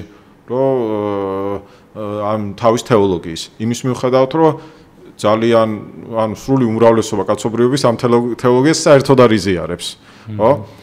და ეს ასპექტი რომ რაღაცა საკითხი რაც კულტურულად მნიშვნელოვანია, ადამიანები არ პოლიტიკაში, ეკონომიკაში, მეცნიერებაში, მედიცინაში და რელიგიაში მათ შორის ჩემი დაკვირვებით არ არიან კომფორტულები ამ აი ესეთი უფრო ნიუანსური ეპისტემოლოგიური პოზიციის ქონისკენ, რომ ესეთ საკითხებში ვერ ვიქნებით ძალიან დარწმუნებული, უნდა ვიყოთ ეპისტემურად თავდაბლები, ხო? ეს არ არის, რასაც ვაკვირდებით. ადამიანები რომ ეგეთი თავდაბლები ვიყოთ, როგორც ინდივიდები, ხო, როგორც სახეობა ზოგადად, ხო? ძალიან განსხვავებული კულტურა და განსხვავებული გარემო გვექნება. მე მგონია ასევე მიზეზი ისიც არის, რომ ბევრი შეიძლება ვერ ხედავს ამის უპირატესობას. ჩვენ რაღაც გაგებით ალბათ ხედავთ ამ პოზიცია, ანუ იმას კი არ გულისხმობ, რომ ეს უპირატესობიდან გამომდინარე გვაქვს რაღაც ესეთი თავმდაბლური პოზიცია ეპისტემოლოგიური. არამედ мотивация რო კონდეს, რატო ჯობია. ერთ-ერთი ის არის, შესაძლოა ალბათ რაც იოგასაც ახასიათებს, რომ გრძელვადიან პერსპექტივაში ჯობია რომ სწორს მიყვე, ვიდრე ისეც რაც მოკლევადიანში სასარგებლო არის დასაჯერებლად. აი ამის რაღაც მომენტში ეგეთი წმენაც არის ალბათ ფაქტორი, რომ რაც იოგაში არის აქცენტირებული, საბოლოო ჯამში ანუ თავის მოთხოვა უფრო საზიანო არის და გრძელვადიან პერსპექტივაში რაღაც სწორს რომ იყვები, ეგ უფრო ესეთი არის. ანუ ესეთი რაღაცები, ახლა სანამ რელიგიური ესე უტილიტარისტულად რო განვიხილოთ რა, სარგებლიანობის კუთხით, ზოგადად აკურატული სწორი პოზიციის ქონა არის ძალიან სასარგებლო. ხო? ანუ ძალიან მარტივი მაგალითები რო ავიღოთ, ხო? ანუ არავის არ უნდა, როდესაც თვითმფრინავში ჯდება, ხო? არაკვალიფიციური, ანუ უნდა ისეთი ადამიანები, რომელსაც ჭეშმარიტი წმენები აქვს და ცოდნა აქვს იმის შესახებ თუ თვითმფრინავი როგორ იმართება და უნდა მთელი სისტემა იყოს გამართული, ხო? ან მე თუ მაქვს ბევრი არააკურატული წმენა იმის შესახებ თუ რა არის ჩემი ჯანმრთელობისთვის კარგი, ხო? ძალიან მალე ცუდ შედეგებს მივიღებ, ხო? ხო? ანუ იმის თქმა მინდა რომ სწორ პოზიციას აქვს ცხადი კარგი შედეგები. ხო, სწორ წმენებს, ხო?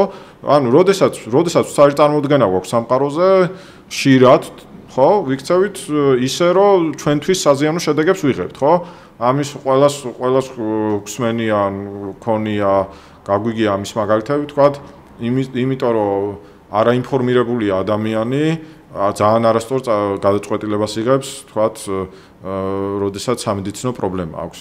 ვთქვათ, რაღაცა ტიპის უნაობას არ მისდევს, რომელიც ვიცით, რომ ადვილად შედეგს გამოიწვევს და ეძებს სხვას, რომელიც შეიძლება ფატალურიც იყოს, ხო? და ეგ ამის მაგალითები არის უამრავი. თუნდაც ადამიანი, რომელიც ქონია ტრაგიკული შემთხვევა, ხო? ბათუმში, როდესაც სახსის რაღაც გაფართოება უნდოდა და ჩამოიგრა სახლს, ხო?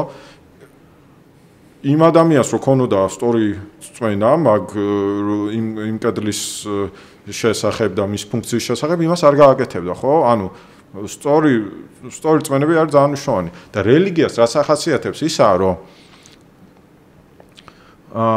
როგორც რელიგიურმა ფიგურებმაც აღნიშნეს, პასკალმა მაგალითად, რომელიც მოუწოდებდა ადამიანებს დაჯერებისკენ, იძახს, რომ სულ რომ ცდარ იყოს რელიგია, რას კარგო.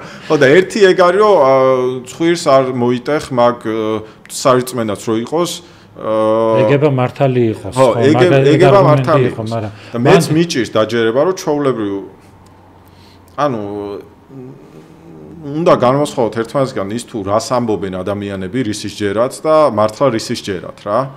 ჩემთვის ეგეთი ცხადი არ არის, რომ ანუ და მგონია რომ არ არის ეგრე, რომ ანუ ქრისტიანობის ბევრი ასპექტის ადამიანებს მართლა სჯერათ, ხო?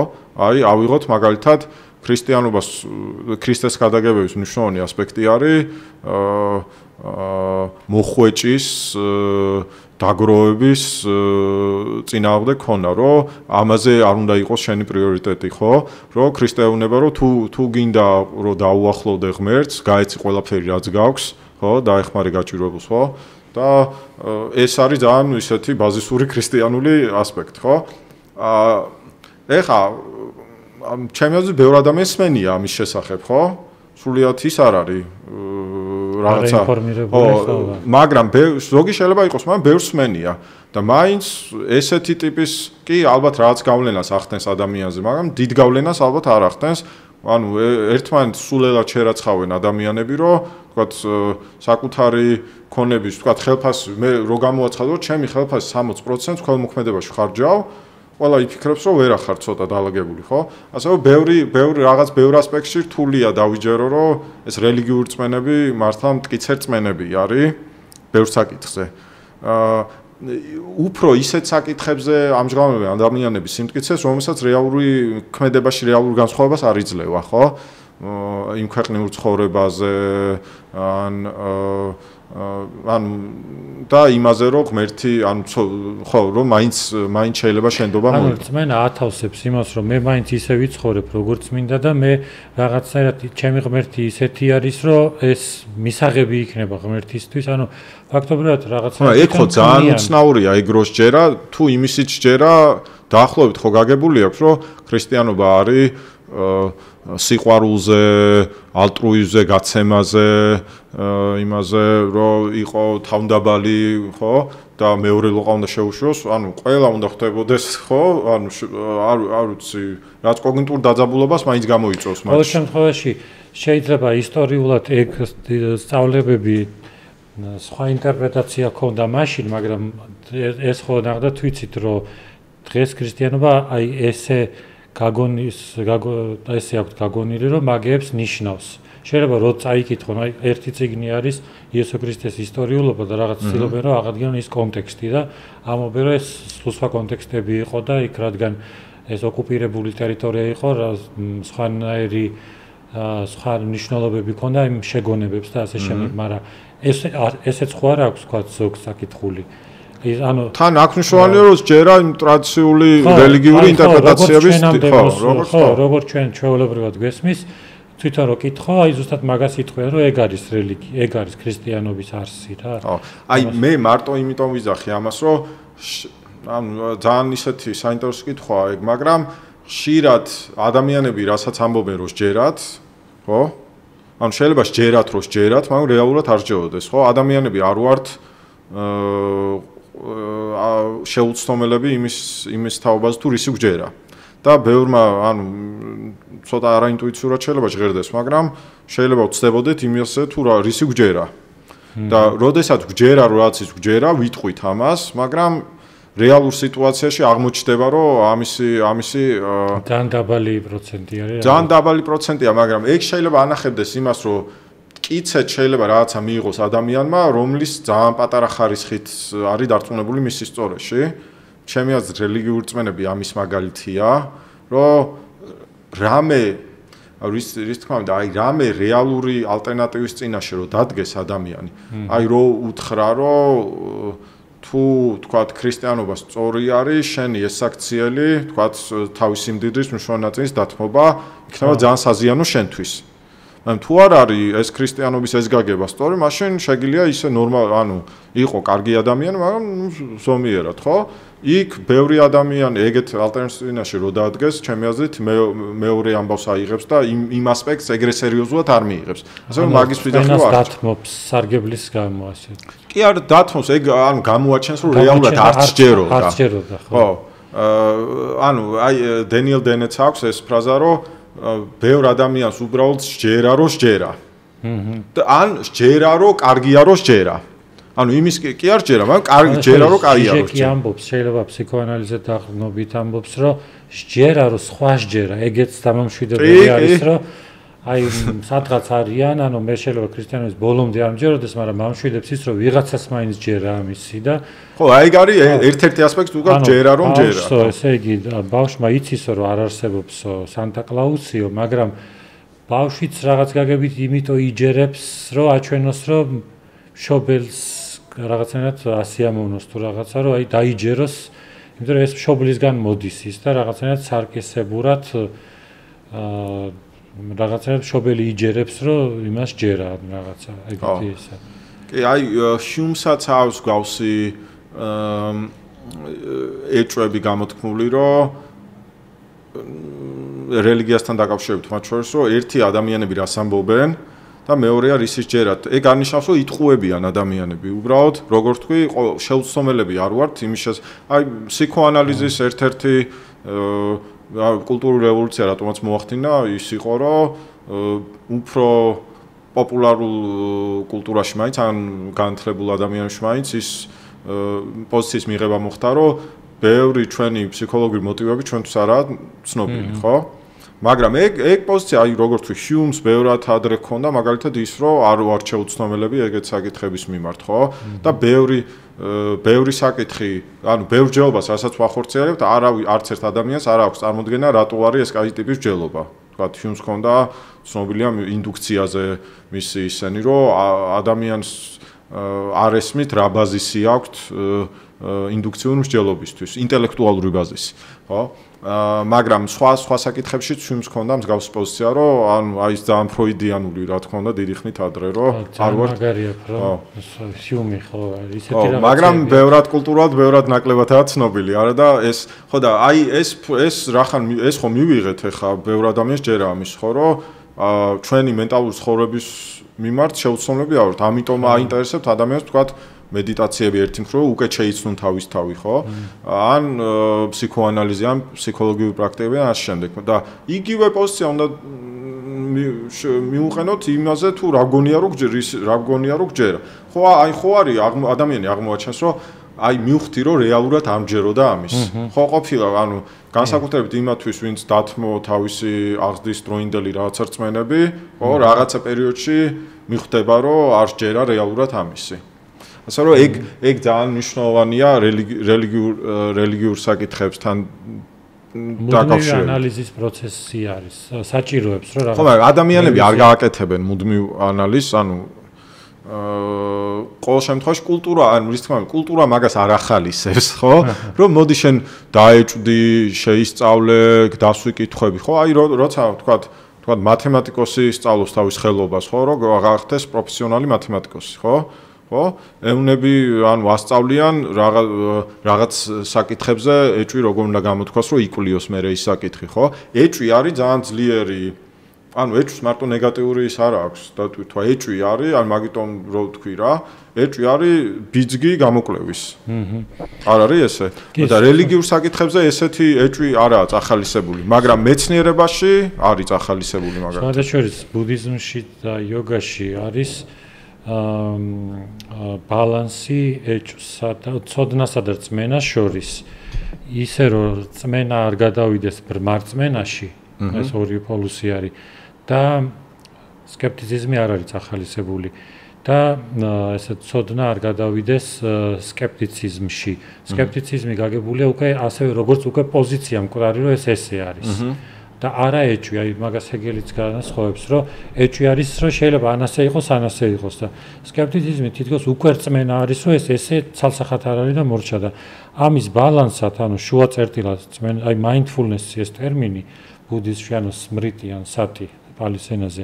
mindfulness-ი ნიშნავს, რომ ეს ორი დააბალანსო. ანუ იმიტომ რომ შეუძლებელი რომ რაღაცის არ გჯეროდეს და ამას მოდივი რაღაც ცოდნის რაღაც რევიზია ჭირდება, ანუ აღმოჩენის და ეხლა კი თანამედროვე გაგებით mindfulness-ს სხვა რაღაცას ოძახიან, ანუ რაღაც სხეულის სკანირება და რაღაცა, მაგრამ სინამდვილეში mindfulness-ი არის აი ეს დამაბალანსებელი ცოდნის და რწმენის. ხო, აი ეგ ეხა უკვე ეგ ძალიან საკმაოდ ნიუანსური ფილოსოფიური ის არის რა, ეჭვის როლის ეპისტემური ღირებულებას რო კითხულობ რა.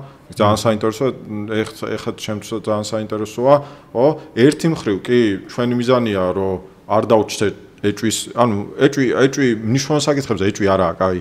ანუ არ მჭირდება ეჭვი, როდესაც მინდა ჩემი ჯანმრთელობის შესახებ გადაწყვეტილებას მიღება, მინდა სწორი პოზიციის ქონა.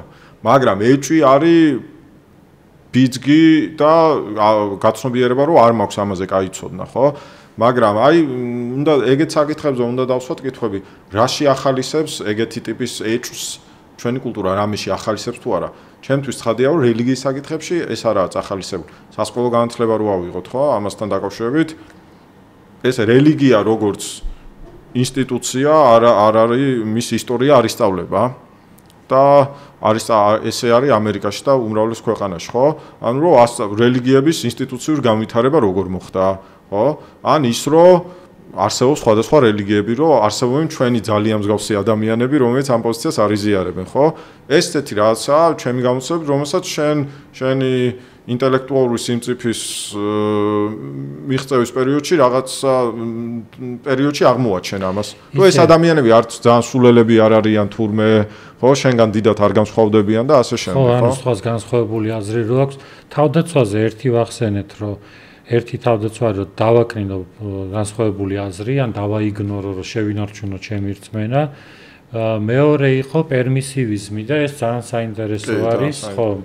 როგორ ფიქრობთ, ეხლა ჩვენს კულტურაში რჩემს რელიგიური განსხვავებების ახსნა, მე რაც მახსოვს ბავშვობიდან და უფრო დაკნინების სტრატეგია იყო, ხო? რომ შეცდომაში არიან შესულები, ან ცოდვი რაღაცა. კი, ყველა დანარჩენი ცდება რა. ერთადერთი მე სხვადასხვა მაგან ვიბიძგარო, საერთოდ დამეწყო ძიება სხვა კულტურაში, რომ აი ჩემთვის დაუჯერებელი იყო ეგეთი რაღაცა თინეიჯერობის ასაკში, როცა იოგათი დავინტერესდი, მაგრამ მარტო იოგათი ანუ ადამიანი გეუბნება რომ ერთადერთი ჩვენ ვართ სწორ პოზიციაზეო და უბრალოდ არადამაჯერებელი იყო ჩემთვის რა და ამიტომ მეთქი რანაირად შეიძლება ეგეთი რაღაცა რომ არაფრით არ დასტურდება ეგ რომ შენ ერთადერთი ხარ სწორი და ჭეშმარიტი და მაშინ მე ხო არ ვიცი ეს და მე ვხედავ რომ აგერ შენ რაღაცას ამობ აგერ ისიც ჭკვიანურ რაღაცებს ამობს რა ჩემი ძიების პროცესი, ამან პირიქით წაახალისა. შეიძლება რაღაცა ზედმეტი ზეწოლა იყო, რომ რაღაცა ერთადერთი მართლმადიდებლობა. ჯეიმს ჯოის როქს ახალგაზრდა ხელოვანის პორტრეტის, ეგრეთ სხვა რაღაც რელიგიურ წმენაში, რაღაც კათოლიციზმის რაღაც ირლანდიურ გარემოში და რაღაცნაირად მაქედან მერე გამოდის და ეგ ხო, უდიდესი ინსტრუმენტი არის, რომ სხვაზე იფიქრა, რომ ის უბრალოდ ცდება, არ აქვს ნამდვილი გამოცდილება, უბრალოდ downgrade, დააკნინა მოწინააღმდეგე და პერმისივიზმი, თუ შევძლებთ, ეხლა თქვენ წიგნში კი არის, ეს პერმისივიზმზეც საუბარი ხო, ეს ძალიან საინტერესო წიგნი არის, ვისაც გაინტერესებთ, ეს არის ეპისტემოლოგია, ვისაც გაინტერესებთ, თამაზის წიგნი არის. პერმისივიზმი რო ავხსნათ და აი როგორ შეიძლება პერმისივიზმით გადავარჩინო ჩემი რწმენა. და ამის კონტრარგუმენტი, მე ზუსტად ეგ დავწერე და კიდე ორი არგუმენტი იყო სხვა. ხო. ბევრი საინტერესო კონცეპტუალური განსხვავებებია ამ მიმართულებით, რასაც ადამიანები ფარულად ეყნობიან, რა თქმა უნდა, ესე თეორიულ განსხვავებებს არ აკეთებენ. ერთი მნიშვნელოვანი არის, რასაც შეგვიძლია უწოდოთ რელიგიური ექსკლუსივიზმი, რომ რწმენა იმისა, რომ შენი რელიგია არის ყველაზე გონივრული იმათვისაც კი, ვისაც ცოტა სხვა ინფორმაცია აქვს, მაინც იმათვის ვერ იქნება რაციონალური, გონივრული, ჭკვიანური, რომ ძალიან განსხვავებული რაღაცა დაიჯეროს რა. რაც რომ ექსკლუზივიზმი, იმიტომ რომ გამოარჩევს ამ რელიგიას როგორც უნიკალურად გონივრულ რწმენათა სისტემას რელიგიურ საკითხებთან დაკავშირებით, ხო? ჩემი აზრით, უმრავლესობა ადამიანების არის ექსკლუზივისტი რელიგიურ საკითხებზე. ფიქრობს, რომ საუკეთესო საბუთი არსებობს მისი რელიგიის სასარგებლოდ, ნეიტრალური გადმოსახედიდან. მის გადმოსახედიდან არა, ნეიტრალურად ეგრეა, რომ მიუკერძობილი ადამიანი დაინახავს, რომ ეს არის, ხო? ეხლა რელიგიური ექსკლუზივიზმი ძალიან გავრცელებულია, მაგრამ აი საუნივერსიტეტო განსაკუთრებით ლიბერალურ განათლებას, ლიბერალ არც რასაც ეძახიან ფილოსოფიურ განათლებაზე, აი რიჩარდ ფელდმანი აზრით საუბრობს მას სტუდენტებზე, ეს ექსკლუზივისტური წარმოდგენები ეცვლებათ და ხდებიან ბევრად უფრო ლიბერალური ეპისტემურ პოზიციას იკავებენ რა. აი ამას ვეძახით პერმისივიზმის მიხედვით ნეიტრალური გადმოსახედიდან განსხვავებული რელიგიური წარმოდგენები შეიძლება იყოს თანაბრად გონივრული. ხო? და ის რომ ორი ადამიანი დაფიქრდა მტკიცებულებაზე და განსხვავებულ აზრზე მივიდა, ხო? არნიშნავს რომ რომელიმე არის უფრო ნაკლებად გონიერი, ვიდრე სხვაზე, უბრალოდ იმდენად რთული, კომპლექსური და არაცხადი საბუთები გვაქვს, რომ განსხვავებული პოზიციები შეიძლება დავიკავოთ ამასთან დაკავშირებით, ხო? ძნელიათ. ხო. ესეთი პოზიციებს აი საკმაოდ შეათ ვაწყდებით, აი საუნივერსიტეტო განათლების მქონე ადამიანებს ხო, რომ პატივსცემენ სხვა ადამიანის, ზოგი მართლა გულწრფელად პატივსცემს და არ ფიქრობს, რომ მისი პოზიცია აჩვენებს, რომ ის უფრო ჭკვიანია, უფრო გონიერია, ვიდრე ალტერნატიული, ხო? ესეთი, პერმისივიზმი არის ეს ეპისტემოლოგიური პოზიცია, იმის შესახებ თუ როდი შეიძლება, რა პოზიციები შეიძლება იყოს გამართლებული და იძახს, რომ ზუსტად ერთი და იგივე საბუთების, ერთი და იგივე მტკიცებულებების პირობებშიც კი შეიძლება განსხვავებული დასკვნები გამოიტანოს გონიერმა ადამიანმა. და ეს განსხვავებული პოზიციები შეიძლება იყოს თანაბრად გონივრული. ხო? ესეთი პერმისივისტული პოზიცია არა რელიგიაზე, ბევრ საკითხზე არის საკმაოდ კულტურულად ნორმალიზებული. აი თქვათ აკადემიაში ორი კოლეგა ეკონომისტი ძალიან პატივს შეიძლება სცემდეს ერთმანეთს და აღიარებდეს მათ ინტელექტუალურ თანასწორობას, თუმცა განსხვავებული პოზიციები ჰქონდეს რა. ხო? ან თქვათ ორი მეგობარი თუ ვერ თანხდება, რომელი თქვათ ფული რაში უნდა დააბანდონ, ხო, შეიძლება ბოლოს შეთანხმდნენ, რომ ხო, ანუ ორივე მხარეს აქვს ძლიერი მხარეები და ორივე გონივრული ჩანს რა, ანუ ვერ ექსკლუზივისტური პოზიცია არ ქონდეს. ეხა ერთი ეს რელიგიური პერმისივიზმი რელიგიის სფეროში საინტერესოა, იმიტომ რომ ზოგიერთი თეორეტიკოსი ფიქრობს, რომ არა შეიძლება ყველა რელიგია არა, მაგრამ ზოგიერთი რელიგია, განსხვავებული რელიგიები შეიძლება თანაბრად გონივრულები იყვნენ. ხო, აქ მნიშვნელოვანია რომ ერთზე მეტი. აი მაგალითად რო ავიღოთ, ება თქვა რომ თქვათ კალვინისტური გაგება ქრისტიანული თეოლოგიის უფრო კალვინისტურიც ისეთივე გონივრულია, როგორც ვთქვათ, უფრო ლუთერისეული რა, რაღაც ესეთი დიდი ის გაყო. ან ჩვენი მაგალითი რო ავიღოთ, მართლმადებლური გაგება რაღაც თეოლოგიური საკითხების, ვთქვათ, სამებასთან დაკავშირებით ან რა თეოლოგიური განსხვავებაც არის, ისეთივე გონივრულია, როგორც იმათი გაგება და არც ერთი არ არის წმინდად ეპისტემოლოგიურად პრობლემური და სავარაუდოდ ამას რო ფიქრობენ, იმასაც იფიქრებენ, რომ ღმერთი არც ერთს არ გაწირავს, ხო? და ეს ეხა არ არის ძალიან ისეთი საკმაოდ განსაკუთრებულ ლიბერალურ თეოლოგიაში და უფრო საუნივერსიტეტო განათლების მქონე რელიგიურ ადამიანებში საკმაოდ გავრცელებულისაა, რომ სხვადასხვა პოზიციებზე იქნება, მაგრამ ღმერთის და რაციონალობის წინაშე არც ერთი არ არის ცუდი, ხო?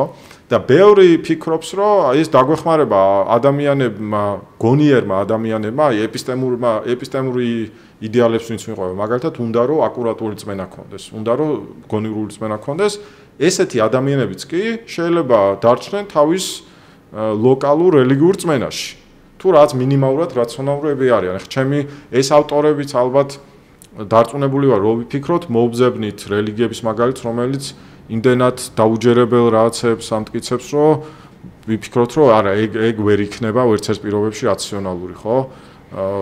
მაგალითად თუ გჯერა ისტორიული მტკიცებულების საწინააღმდეგოდ, რომ თქვათ ამერიკის ეხანდელი ამერიკულ შეერთებულ შტატების რეგიონში პირველ საუკუნის მერე ცხოვრობდნენ თეთკანიანი ებრაელები და ქრისტეც იქ მივიდა იქადაგა უბრალოდ ეს თეთკანიანი ამერიკელები გაქრნენ რატომღაც და ანუ ისეთი რაღაცები რასაც ფიქრობ რომ ოკეი ეგ უკვე ძალიან გავიდა და ეგ ვეღარ იქნება გონივრული მაგრამ თქვათ ქრისტიანობაზე სხვა მეინსტრიმ ქრისტიანობას თქვა რომ არა ეგენი ამ გონივრულობის ფარგლებში არიან ეგ ხო შეასუსტებს მორწმუნის პოზიციას თუ აღიარებს რომ სხვაც შეიძლება მართალი იყოს ანუ მე ცალსახა პოზიცია ხო ვეღარ შევინარ ანუ ეგ თითქოს დასაც ანუ ერთ-ერთი არგუმენტი იყო რითაც მორწმუნე თავს იცავს რომ ამობს რომ ჩემი რწმენა სწორია მაგრამ ასევე სწორია სხვების რწმენაც მაგრამ ო ესენი სწორეზე არ აკეთებენ აქცენტს აკეთებენ გონივრულობაზე თორე ანუ ეპისტემური პერმისივიზმი არ არის მეტაფიზიკური პერმისივიზმი მეტაფიზიკური პერმისივიზმი იქნება რომ განსხვავებული რაღაცებია ჭეშმარიტი განსხვავებული გადმოსახედიდან ეგ არ არის ეპისტემური პერმისივიზმი და ეპისტემური პერმისივიზმისთვის არსებითი აი ძალიან კაი მაგალითია ფანტასტიკურად საინტერესო ფილოსოფოსია ამერიკელი მირიამ შონფილდი და მისი მაგალითი ეს საკითხები აინტერესებს და მისი მაგალითი არის თავის თავზე იძახის რომ მე ვაცნობიერებ რომ რეინკარნაციის ამჯერა იმიტომ რომ ამ ამერიკულ კულტურულ გარემოში ვარ დაბადებული და შეიძლება თქვათ უფრო სხვა კულტურული ბექგრაუნდი რომ მქონდა არ გამორიცხავს რომ ფილოსოფიურად მიეგნო კაი არგუმენტი რეინკარნაციისთვის ეხა არ ჯერა ხო მაგრამ შონფილდი ფიქრობს ასევე რომ ეპისტემური პერმისივიზმი არის ჭეშმარიტი და ფიქრობს რომ მაინც შეუძლია დაიჯეროს ეხა რეინკარნაციის არსებობა მაგრამ გააცნობიეროს, რომ სხვა ადამიანს შეეძლო გონივრულად დაეჯერებინა რა ეს. თუნდაც იგივე მტკიცებული, იგივე საბუთები ქონდა, რაც თვითონ მას აქვს. ხო, გონივრული არის უდავოდ. გონივრული არის, მაგრამ ორივე მხარე იტყოდა, რომ კი, ორივე გონიერი ვართ, მაგრამ ერთ-ერთი ვწდებით. მე მგონია, რომ ის წდება, იმას გონია, რომ მე ვწდები, მაგრამ ვერც ერთი ვერ ვიტყვით, რომ მე უფრო ნაკლებად გონიერი ვარ, ვიდრე ის. ხო, იმიტომ რომ ეხლა ზოგიერთი მოძღვრება დაუშვათ, გინდა ჯაინიზმი და გინდა იმდენად დიდ ფილოსოფიაზე და ხელა მსჯელობებზე დგას, რომ გონებაზე დგას რა, ხო ადამიანი ტვინო ამდენი იფიქრა და გამოიტანა ეს დასკვნები, ანუ უდავოდ გონივრული არის, რომ არ არის რომ ჰოპ და უბრალოდ დაიჯერეს სულის არსებობა, რეინკარნაცია და რაღაცა. იმიტომ რომ ეგ სხვადასხვის მეც მაინტერესებდა თავის დროზე რით ადასტურებდნენ რეინკარნაციას სხვადასხვის იქ აქვთ უბრალოდ ლოგიკური გამორიცხვის მეთოდი რა. იმას კი არ ამბობენ რომ მე ვნახეთ ეს წინაცხოვრება. იოგას დოქტრინაში როგორ არის რომ დაუშვათ რომ ესე არის და მე ვიღებთ აბსურდსო. მე ესე დაუშვათ და ვიღებთ აბსურდსო და ასეთი მსჯელობების საფუძველზე და ანუ გონებრივი არის კი, მაგრამ ეგ რა თქმა არის ეს ტექსტი შემორჩენილია ახლა ამ კი, როგორ არის ეს იოგა სუტრაში, მე რაც ვარგე, მანდაც არის, რომ ის კარმა როგორ მოქმედებს. ანუ ეს რაც წინააღმდეგობაზე დაყვანის ტიპის არგუმენტაცია. კი, რა თქმა უნდა, ხო, ზუსტად მაგით მსჯელობენ, ანუ ამას ვიკალპას უწოდებენ, ვიკალპა ერთ-ერთი ანუ ასე ვთქვათ აზრის ფორმა, მოდიფიკაცია არის, შენ სინამდვილეში ნამდვილი ობიექტი არა გაქვს, ანუ ვერ ეხები მართლა არსებობს თუ არა კარმა. მაგრამ ანუ ასე ვთქვათ მსჯელობ მასზე გამორიცხვის მეთოდით და იქ დაშვებული არის, რომ მაგალითად ერთი მოქმედება დაუშვათ ვიღაცა მოკლა, ეს გამოიწვევს ერთ დაბადებას თუ დაუშვათ მრავალ დაბადებას და ისინი ვარაუდობენ, რომ ეს დროში როგორ უნდა ჩაეტიოს, თქვათ. ერთ მოქმედებამ რომ ამდენი ესე რაღაც გეომეტრიული პროგრესიით ყველა მოქმედება რო იწევდეს, მერე გაქვითვა ვეღარ მოხდა. ანუ ეს ბუნებრივი არის, ანუ ესე მსჯელობენ, ხა ბუდიზმში კი არის ის, რომ ბუდამ გაიხსენა წინაცხოვრებები ერთი ღამის რაღაც პერიოდის განმავლობაში, მაგრამ მილიონობით ცხოვრება ფიზიკურად როგორ უნდა გაიხსენო, თქვათ 3 საათის განმავლობაში ის დრო ხო ვერ ჩაეტევა, ამიტომ მანდაც ან რაღაც გადატანითი მნიშვნელობით არის, მაგრამ დიდწილად ამ რეინკარნაციების დაჯერება მათ შორის ბუდისტი ფილოსოფოსები, ლოგიკოსი თარმაკირტი აკეთებს წმინდა ლოგიკური მსჯელობის საფუძველზე რა. და ამიტომ ეს რა თქმა უნდა ადამიანს შეიძლება მოეჩვენოს, რომ სავსებით დამაჯერებელია, მაგრამ იგივე ტიპის სიძლიერის კონტრარგუმენტი რო განავითაროს ადამიანმა, ორივეს ვაღიარებ, რომ გენიალური არის და რაღაცა როგორც ნახატი მომწონს, თქვა ლეონარდო და ვინჩის ამათი მსჯელობაც ძალიან მომწონს, რომ იმ დროს ადამიანი ესე აზროვნებდა და რაღაცა ეს ძალიან დასაფასებელი არის და რაღაც, მაგრამ ამ ორივეს რო ესე ვხედავ, ანუ ეს ახლა როგორც ახსენეთ, ეს არ არის, ასე ვთქვათ, მეტაფიზიკური სისწორის დადგენა. აი ამას რო ხდები, რომ ანუ ეს მეტაფიზიკური სისწორე კიდე სულ სხვა რაღაცა არის, ხო? აქ უკვე ვერ ხვდები იმ საჭიროებას, რომ რატო ავირჩიო რომელიმე ერთი. რაღაცნაირად ეგეთ პოზიციაში და ფანტასტიკური გარემო არის ასევე ინდური ფილოსოფიების გარემო, რომ ადამიანს ესეთი თუ მართლა გაეცნობა, გაგებით, რომ ესეთ აზრამდე მივიდეს, იმიტომ რომ ეს იყო რაღაც მულტირელიგიური გარემო, ალბათ უფრო, იმიტომ რომ ქრისტიანობა ალბათ მერე რაღაც დომინანტი რელიგია იყო და ერთად ვერ თანაცხოვრობდა და აქ ძალიან დიდი ასე თქვა ჭრელი რაღაც თანაცხოვრება იყო, ძალიან გადახლართული სხვა. ალბათ ისევე როგორც ბერძნულ ფილოსოფიურ სკოლებს შევადარებდი, რომ სხვადასხვა თქვა იქ სოფისტები ცალკე იყვნენ.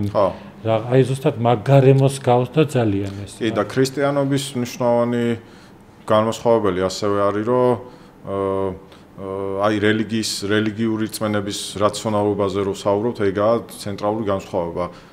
ბევრი ტიპის, ანუ არსებობს რელიგიური დოქტრინების გამართლება მსჯელობით, აი ხა რა მაგალითიც ვნახეთ, რომ თქვათ რაღაც ლოგიკური ჯაჭვია მსჯელობის და ვასკვნი რომ ესე უნდა იყოს, თქვათ. მაგრამ ქრისტიანული თეოლოგიის ცენტრალური ასპექტი არ არის ადამიანის ნაზრევის შედეგი თვითონ ქრისტიანობის მიხედვით, ესაა გამოცხადებული ჭეშმარიტება, ღმერთმა გაანდო ხო, ღმერთმა უთხრა, რომ ესეა, ხო? აი მაგალითად ის, რომ ხსნის გასაღები არის, რომ უნდა ირწმუნო, რომ იესო ქრისტე შენ ცოდვებისთვის მოევლინა და ეწამა ჯვარზე, ხო? ამას ლოგიკური მსჯელობით აქამდე ვერ ჩახვალ, რომ ესე უნდა ყოფილიყო. ანუ ღმერთ ქრისტიანობის მიხედვით, ღმერთმა თავისი სიბრძნის მიხედვით ესე დაადგინა და ეს შემდეგ უნდოდა ამისი ადამიანებისთვის გაცნობა ამ ჭეშმარიტების, ხო, რომ ხსნის გასაღები არის, რომ უნდა ირწმუნო გულით, რომ იესო ქრისტე შენ ცოდვებისთვის მოკვდა და ასევე რაც იესომ იქადაგა დამატებით. ესაც წმინდად გამოცხადებული ასპექტი. და ქრისტიანობა ჩემი აზრით არ არის დიდად ან მეორე ასპექტს ვეძახით ან ბუნებით თეოლოგიას ან ბუნებით რელიგიას. ბუნებით თეოლოგია არის, როცა ზუსტად მსჯელობით ანუ ადამიანის მსჯელობით, იგივე სტანდარტით, რა სტანდარტითაც ვთქვათ, ლოგიკოსი იკვლევს, რაღაცა ლოგიკური პრინციპი არის თუ არა ვალიდური, ვთქვათ, ხო? ან მათემატიკოსი იკვლევს, რაღაცა არის თუ არა თეორემა, კი შეიძლება ეგეთი ის არ იყოს სანდო, მაგრამ იგივე მსჯელობის სტანდარტი უნდა მიუყენოს რელიგიურ საკითხებს. და ეს განსხვავება გამოცხადებულ და ბუნებით რელიგიას, ბუნებით თეოლოგიას შორის არის ძალიან მნიშვნელოვანი. და ქრისტიანობა ძალიან არ არის ჩემი აზრით ბუნებით თეოლოგია ნაკლებადაა ქრისტიანობაში. შემდეგში იყო მარტო ეს სამების ბუნებაზე, მაგრამ ძირითადი არსებითი ქრისტიანული ამბავი არის წმინდად გამოცხადებული. ამიტომ მსჯელობის საკითხი ნაკლებად იყო. ეს ცალკე ეპისტემოლოგიურ კითხვებს აჩენს, გამოცხადებითი რელიგიები არის თუ არა ზოგადად დამაჯერებელი და რატო? იმიტომ რომ არსებობს უამრავი გამოცხადებითი რელიგია, ისლამი ერთ-ერთი მაგალითია, რომელიც ხო, ქრისტიანობა შეუთავსებლად მიიჩნევს ისლამს, ხო? ხო? თუ ქრისტე არის ღმერთი, რასაც ისლამი არიღებს, ხო? ასე რომ შეუთავსებელია. ეხლა პრობლემა გვაქვს ორი ყველაზე დიდი რელიგია, ორი ვეყნობა გამოცხადებას და ორი არის შეუთავსებელი. ამაზე, ბევრი იფიქრებს, რომ ეს გამოცხადებები არაა ეგეთი სანდო, ხო? და ერთის აღება მეორეზე არ იქნება, მაგრამ აი ბუნებითი თეოლოგია მოითხოვს მსჯელობას.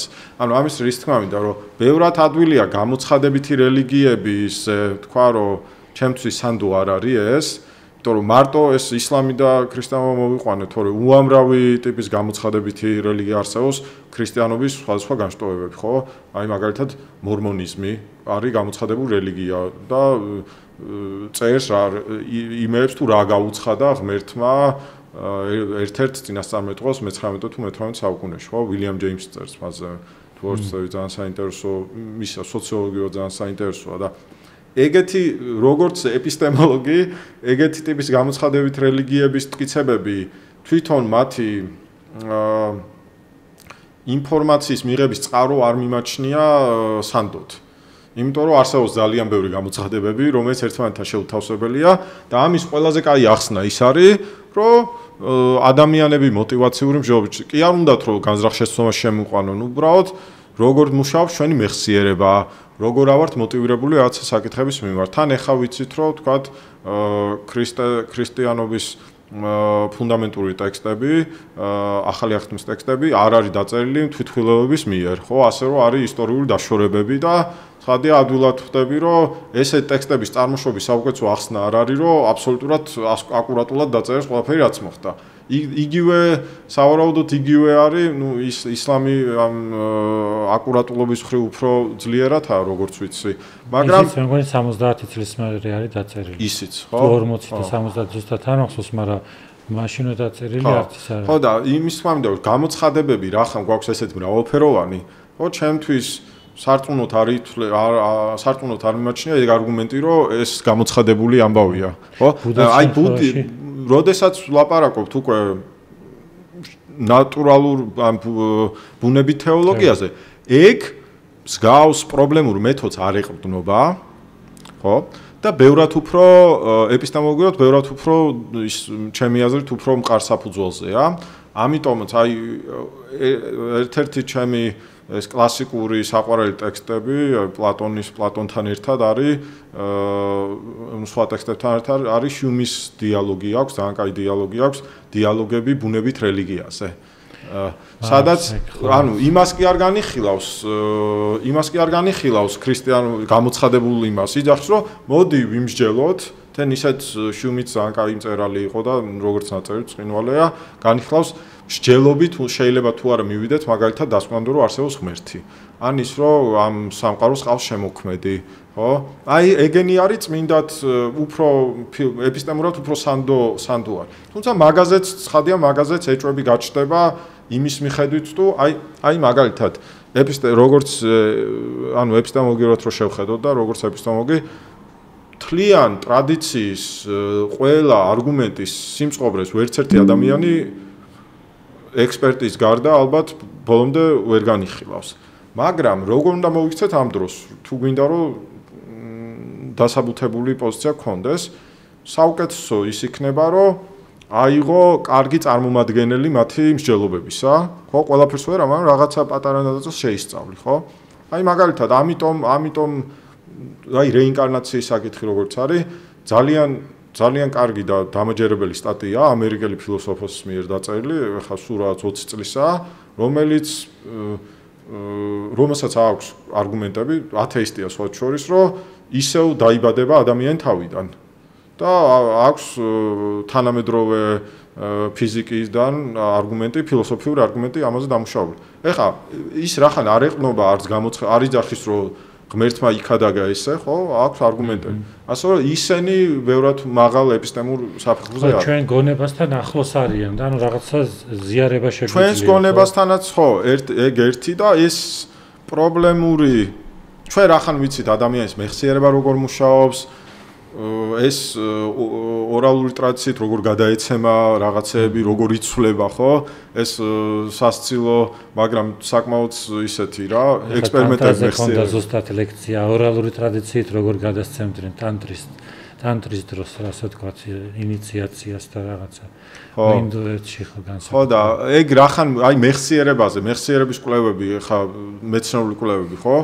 ანუ მარტივი ესე სათამაშო მაგალითია მაგისი ერთი ამბავი რომ მოვაყოლო მეორესთვის და ერთი 20 დაშორებით რომ მოვაყოლო ამბავი რა და ის მე-20-ზე რომ შეადარო იმისი მოყოლილი ისტორია პირველისას ხო ეს ანუ ვიცით რომ ძალიან ლიმიტირებულია ადამიანის მეხსიერება ასევე ხო მოკლედ ბევრი კაი საბუთი გვაქვს რომ მსგავსი 2000 წლის წინანდელ გამოცხადებების მიმართ ახლა ისლამი უფრო შედარებით ახალია, თუმცა ძალიან დიდი დროა გასული, მაინც შეგვიძლია დავეჭდოთ, მაგრამ ეს სხვადასხვა მიზეზებით, მაგალითად, კიდე სხვა მიზეზია, რატო გადაწყვიტა ღმერთმა მაგალითად ამ ისტორიულ პერიოდში, ხო, საკუთარი გამოცხადების გაკეთება ამ გეოგრაფიულ იმაზე, ხო, ბევრი ძალიან საეჭვო დაშავებას მოითხოვს, მაგრამ ნატურალური თეოლოგია მაგ შეზღუდვებს არ იღებს.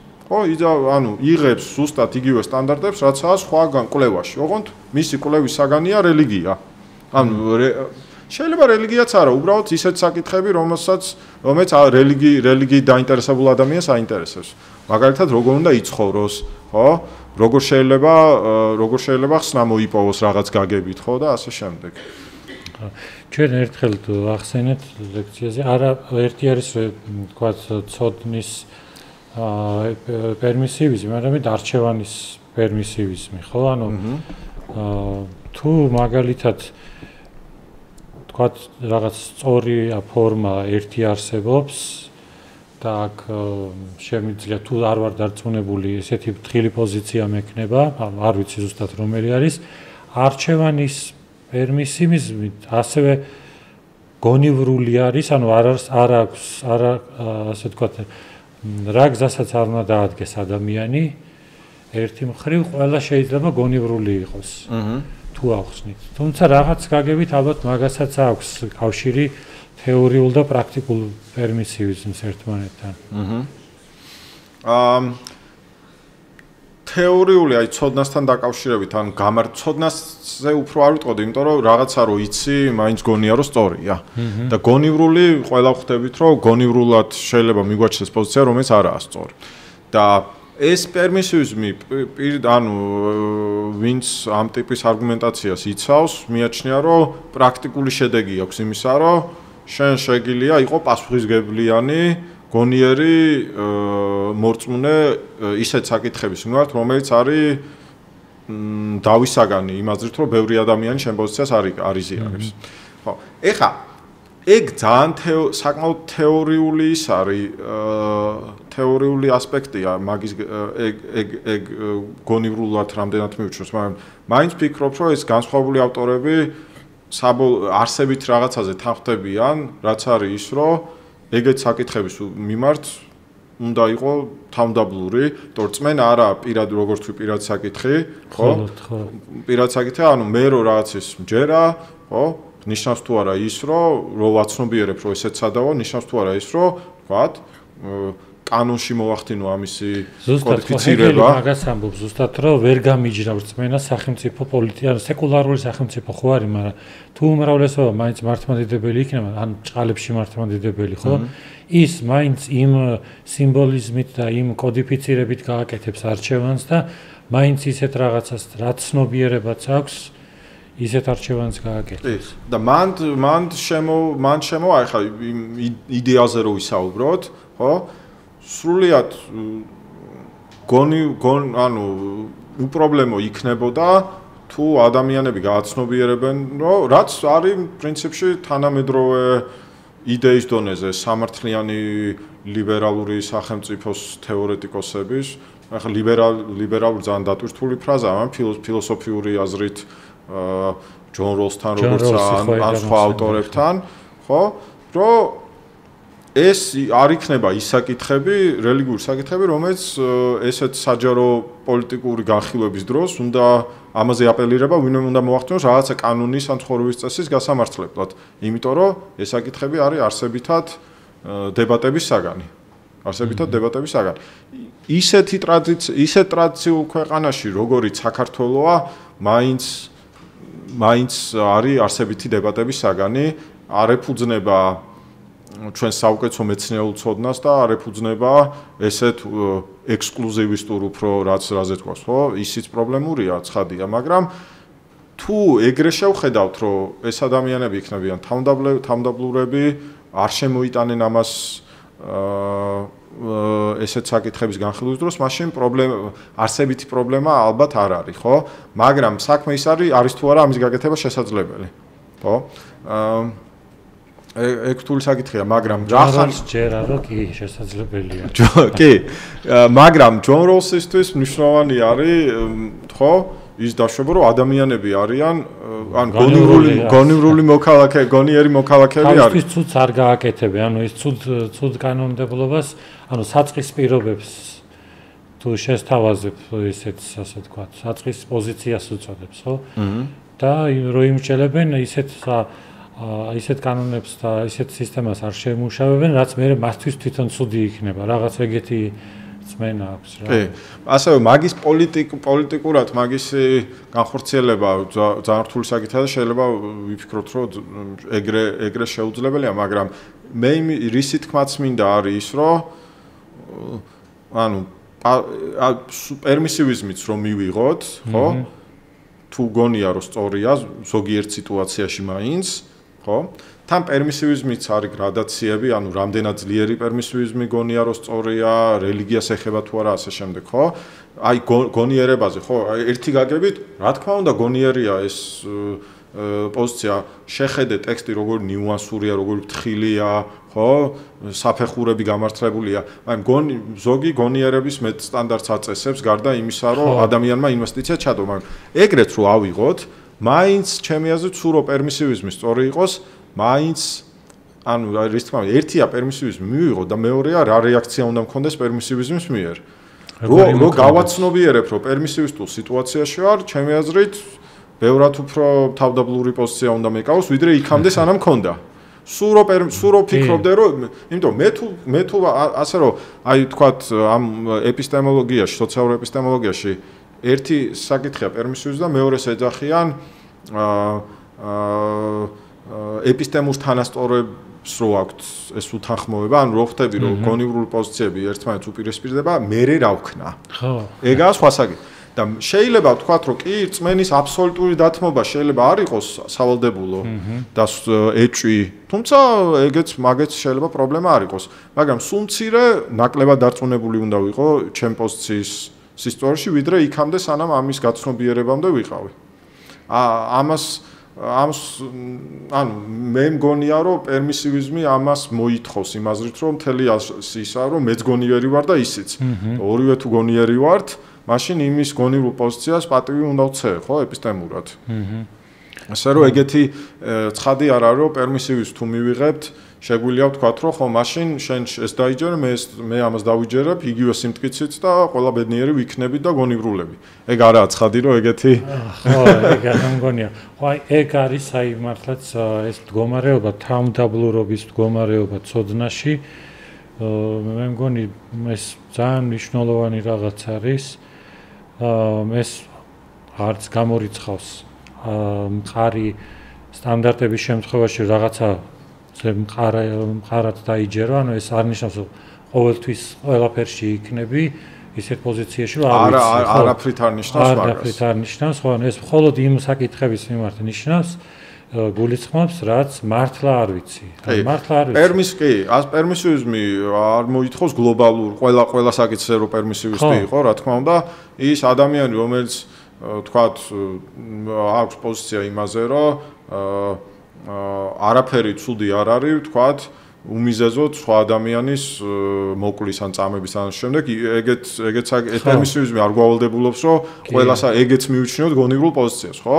რა თქმა უნდა, გვაქვს კარგი საბუთები ვიფიქროთ, რომ ეგეც საზოგადოება არ იქნება კარგი. გინდა ეს როზიანური, ეს უმეცრების ფარდის მიღმა რომ არავინ შეთანხმდება ეგეთ ადამიანზე, ან ის რომ ჩვენ საზოგადოების კაი ფუნქციონირებისთვის არ იქნება ეს კეთილდღეობი, სულ რო თავი გავანებოთ ინდივიდის უფლებას, ხო? ეგეც რო არ შემოვიტანოთ ეგ ცნება, აინც ადვილად გავამართლებთ. აი როლსი მაგალითად ბევრ საკითხში იყო პლურალისტი, მაგრამ იმაზე თუ რა ტიპის სახელმწიფოზე უნდა შეთანხმდნენ ბაზისურ ინსტიტუტებზე არ იყო პერმისივისტი. მან თავისი მოდელი აქვს, ხო? ეგრე გამოდის. ხო, ანუ ფიქრობს, რაზე უნდა შეთანხმდნენ ადამიანები და ფიქრობს, რომ სამართლიანობის პრინციპებზე რაციონალური ადამიანები უნდა შეთანხმდნენ.